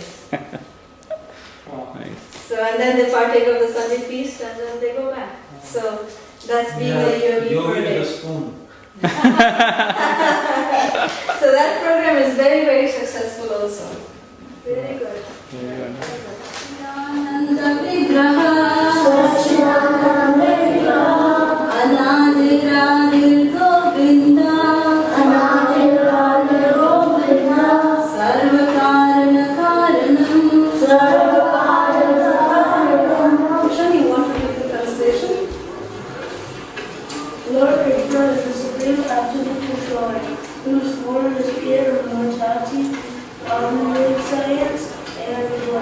He is without beginning, the origin of the cause of all causes, the source of the universe. Very good. Okay. So now we will move on to coloring. Nisha? Please, please,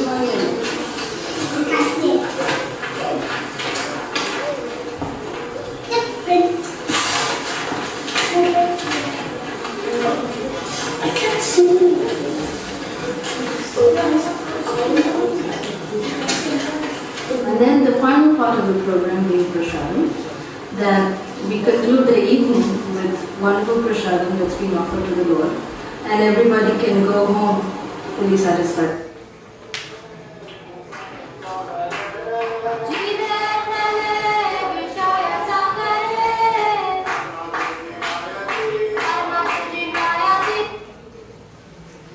Okay, so basically the children's program consists of starting with,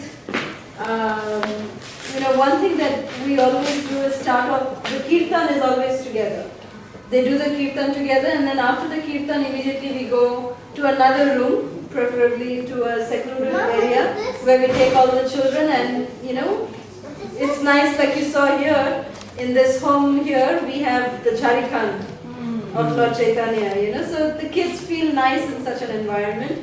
So making some environment like that, also, gives them the sense of having the discipline of not touching and not playing around too much, but at the same time, it's not a real boring classroom kind of an atmosphere. Not boring in that way. So some children values are there in that room setup also. So what is done is first, what we teach them is verses of the Brahma Samhita. So first and foremost, what is done is that every child is given a folder that they maintain throughout the entire session. Okay? So the printout of the Brahma Samhita is given to them. Now they can decorate their folder in whatever way they can, put up a nice photograph of Krishna, write their name and everything. And then they are given the printout of the Brahma Samhita, and from there they are taught one verse of the Brahma Samhita every 2 weeks. So the Chintamani verse will be taught for 2 weeks. Then Venam Ponam. So it's like that. Every 2 weeks, one verse is taught. But what we do is, one verse is taught, so we repeat one verse 3 times. But the entire Brahma Samhita is also chanted. It takes around 15 minutes to chant the entire Brahma Samhita. So the entire Brahma Samhita is also chanted. Of course, the little kids are not engaged in that. Yes. So, 3 to 5-year-olds or 6-year-olds don't chant the entire Brahma Samhita.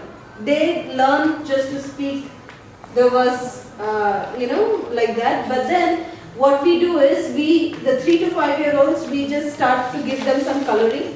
While they are doing the coloring, the other elder kids from like 7-year-olds to 12, 13-year-olds, we all recite the Brahma Samhita by reading it.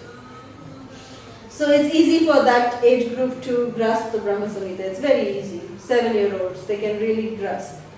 And by chanting most of it, by regular chanting every week, we've seen that within 3 months they're able to get a hang of the Brahma Samhita. That's how, we've seen the progress. So anyways, that's the Brahma Samhita. So that's the first 20 minutes is what we do the Brahma Samhita. Right after Brahma Samhita, we get into, I tell them a story from Krishna book or from the Puranas, I sometimes tell them the stories from the Gita Mahatmya, glorification of one chapter of the Bhagavad Gita. Sometimes the stories are a little in Gita Mahatmya, they are adult. So nurturing it down to, in the child way. So we have to be, conscious of that aspect also. But most of the stories are really nice. They can be told as it is. But telling them that story either from Krishna book or from these Puranas, what we do after that is that even children, even the 3-year-old children, we give them just a blank piece of paper, okay? And then based on the story they just heard, they are supposed to just do a painting based on the story that they heard. They're just supposed to do a drawing based on that. Now even young kids, they might just draw the sun and the moon and the star and the sky, that's fine. But you will be surprised by the kind of drawing that the 7-year-olds and 6-year-olds come up with. It's amazing, the kind of drawings that they come up with. So just spend another 10-15 minutes with that. And then after that, you can teach them one verse of the 108 important verses of the Bhagavad Gita. So every week, that Bhagavad Gita verse is taught to them every week. One important verse of the Bhagavad Gita taught every week with the translation. So the printout, one-page printout is given with the verse and the translation. So that is taught to them 3 times each, and their assignment is to learn it at home and come back with it. So that is another thing that we do. And then again, based on that Bhagavad Gita, we tend to tell them one story. If there is a moral story that can accompany it. You know, like if you're talking about the Hinoshmi Netade, then you tell them the story of, you know, how the body passes from use to, you know, just explain it to them with a nice moral story. It sticks in their mind. You know, you can talk about Upadeshopakyan stories, Bhakti Siddhanta Sarvabhauma Thakur stories are there. So many stories are there, Panchatantra stories are there. So, you know, your guides, your references could be those kind of moral stories. Then after that, you've done almost like 20 minutes and then 10-15 minutes of the storytelling, and then again 10-15 minutes of Bhagavad Gita. So you've almost covered more than 50 minutes. Now rest of the time you fill it in with, most of the time you can give them a free time in the sense that they can watch Little Krishna, or they watch Advaita Chandra serial, you know, Prabhupada's life history, which Bhakti Maharaj has done, or they watch Mahabharata, anything, you know, something of value that they can watch, you know, till it is japa time downstairs, to make up for that time.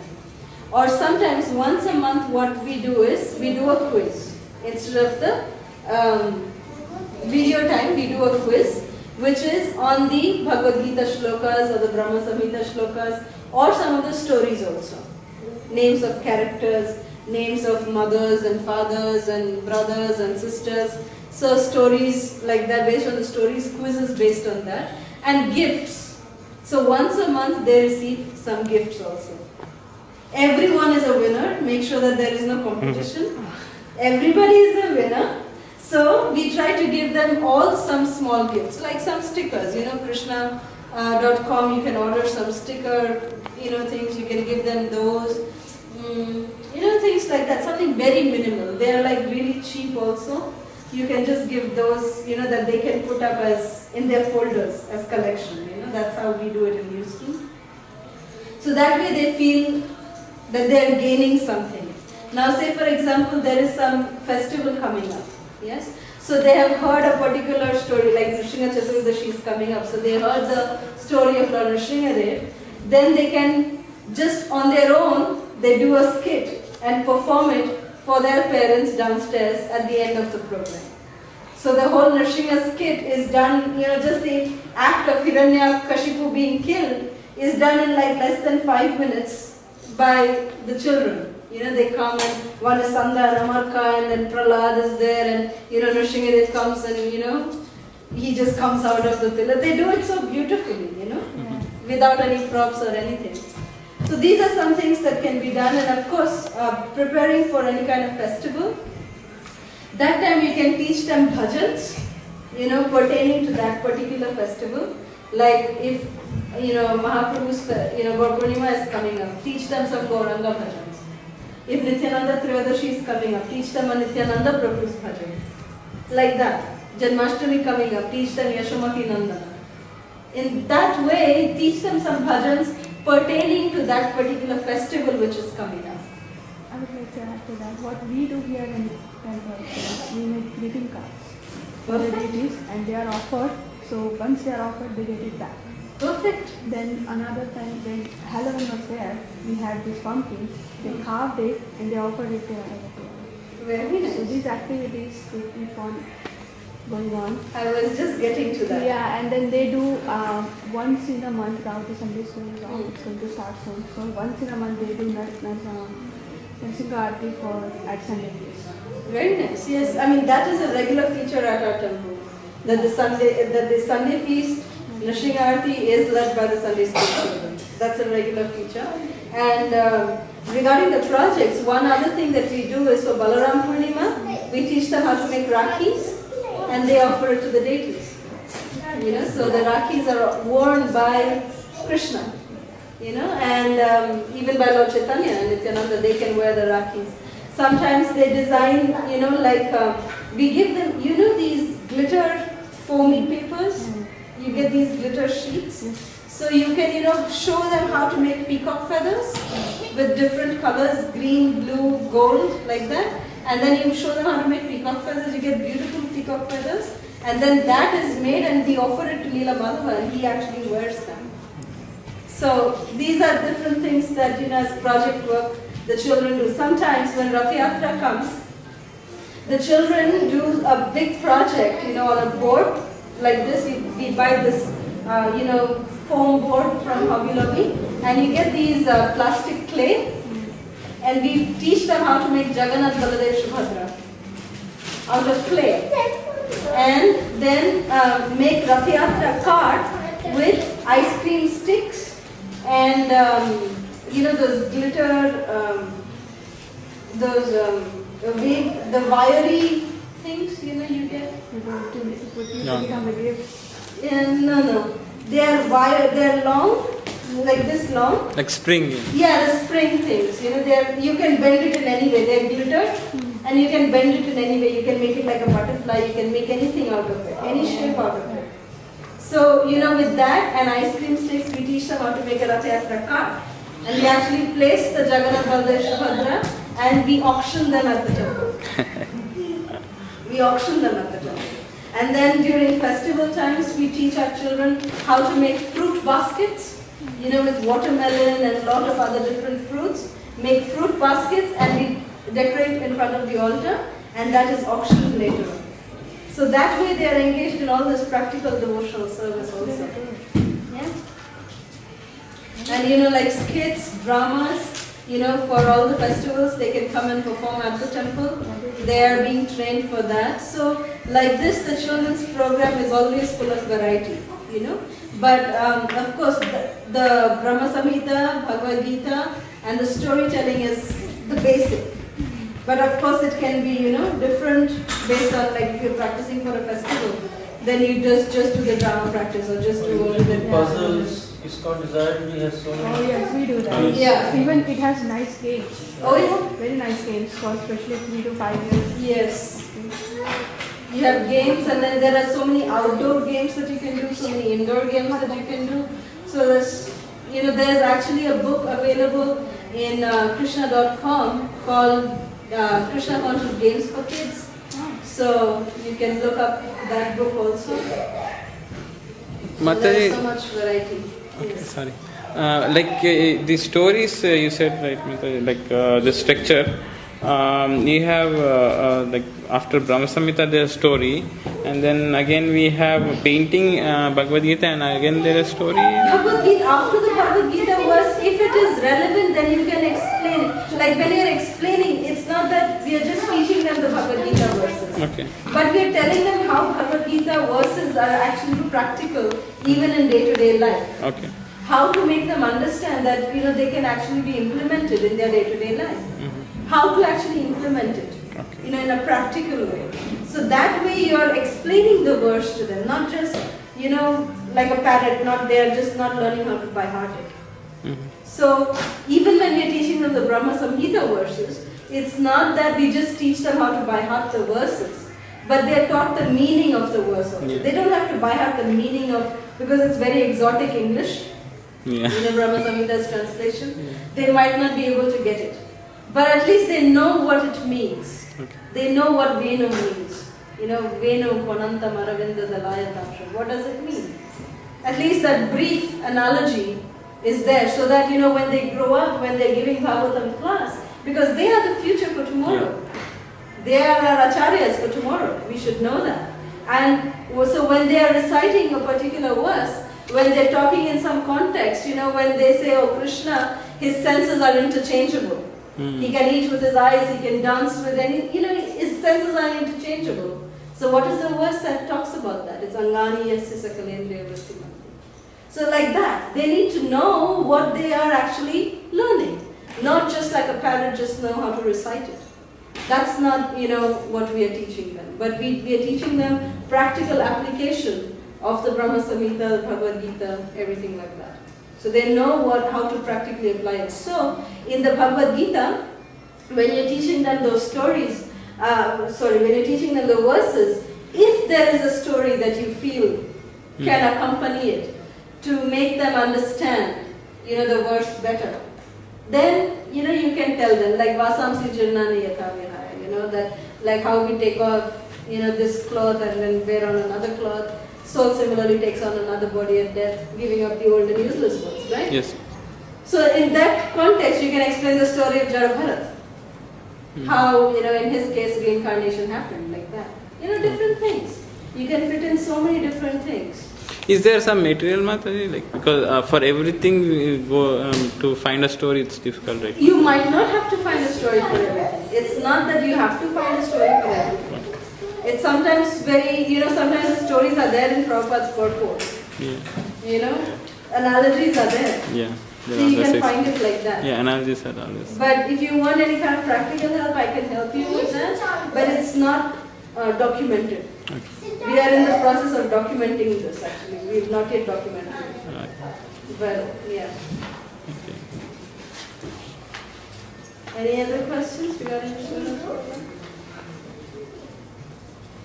So this way, and especially after the japa session, when the Matajis are busy getting the prasadam ready, the 5 minutes the children come and share what all they have learned. It really makes so much of a difference. The children, it boosts their self-confidence, and the parents, they know, wow, my kid is learning so much. They feel really proud, they're really, and they take their folders home back with them, and they come back again with their folders, and they really don't want to miss even one single session, because, they don't want to miss what's coming next. And the Brahma Samhita printout, it's always with them. Then whatever they are drawing, that's always with them. But Bhagavad Gita, they get one every week. So they keep folding that. Sometimes parents are tired or not interested. Yeah. The kids will bring them. Yes. I have noticed Yes, that. Yeah. Especially with Sunday school. Yeah. They just mention that we just come for kids because they like it. Yeah. And I have ordered this curriculum. It's very nice. Yes. One by one, step by step. It has teacher's guide. Yes. And it has student's guide. Yeah. And only one topic for 2 months. Yes. That's the one that we follow in our Houston's Sunday school. Yeah. That's the curriculum. Yes, that was recommended to me by Advaita Chandra. Yeah. She highly recommended that. Yeah. That's the one that we follow, and paying for it, paying for such a course, and having it like an annual thing. It's very important. Yes. To get regularity. Yeah, and she has very nicely explained that how to even create that interest among kids. They have like a picture of ribbon, 4 ribbons. So once they complete the first session of 2 months, they color the ribbons. That I have attended whole, all the Sunday classes. I have completed all the projects, assignments, and I have passed the quizzes. So whoever fills the 4 fully complete. If they feel they have not done something, they do it half, color it half. So once they do all those 4 ribbons, they get an achievement award in the temple. So it's not it's a healthy competition. Right. That way.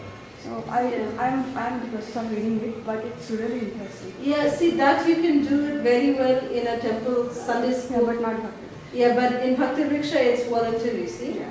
It's not that we are asking for payment from the children. That's why we cannot have that kind of a curriculum, so to speak.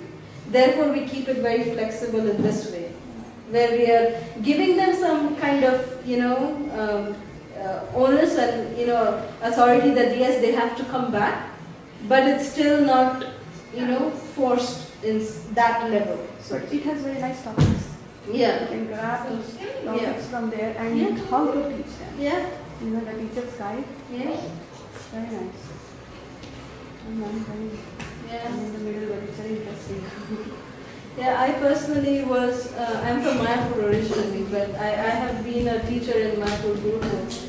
So yes, dealing with children is understanding the first and foremost thing is to understand the child's psychology.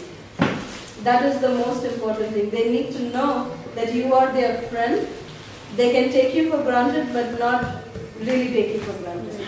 That's how we are taught as teachers, that they should have the friendly relationship with you, but they should know where their limit is. They should not be so scared of you that they can't reveal their heart to you, but that is the relationship. That they keep your hands. Yes. Alright, Shri Radha, Gopi Rana, Shri Gauri Nitai, Shri Gopi Rana,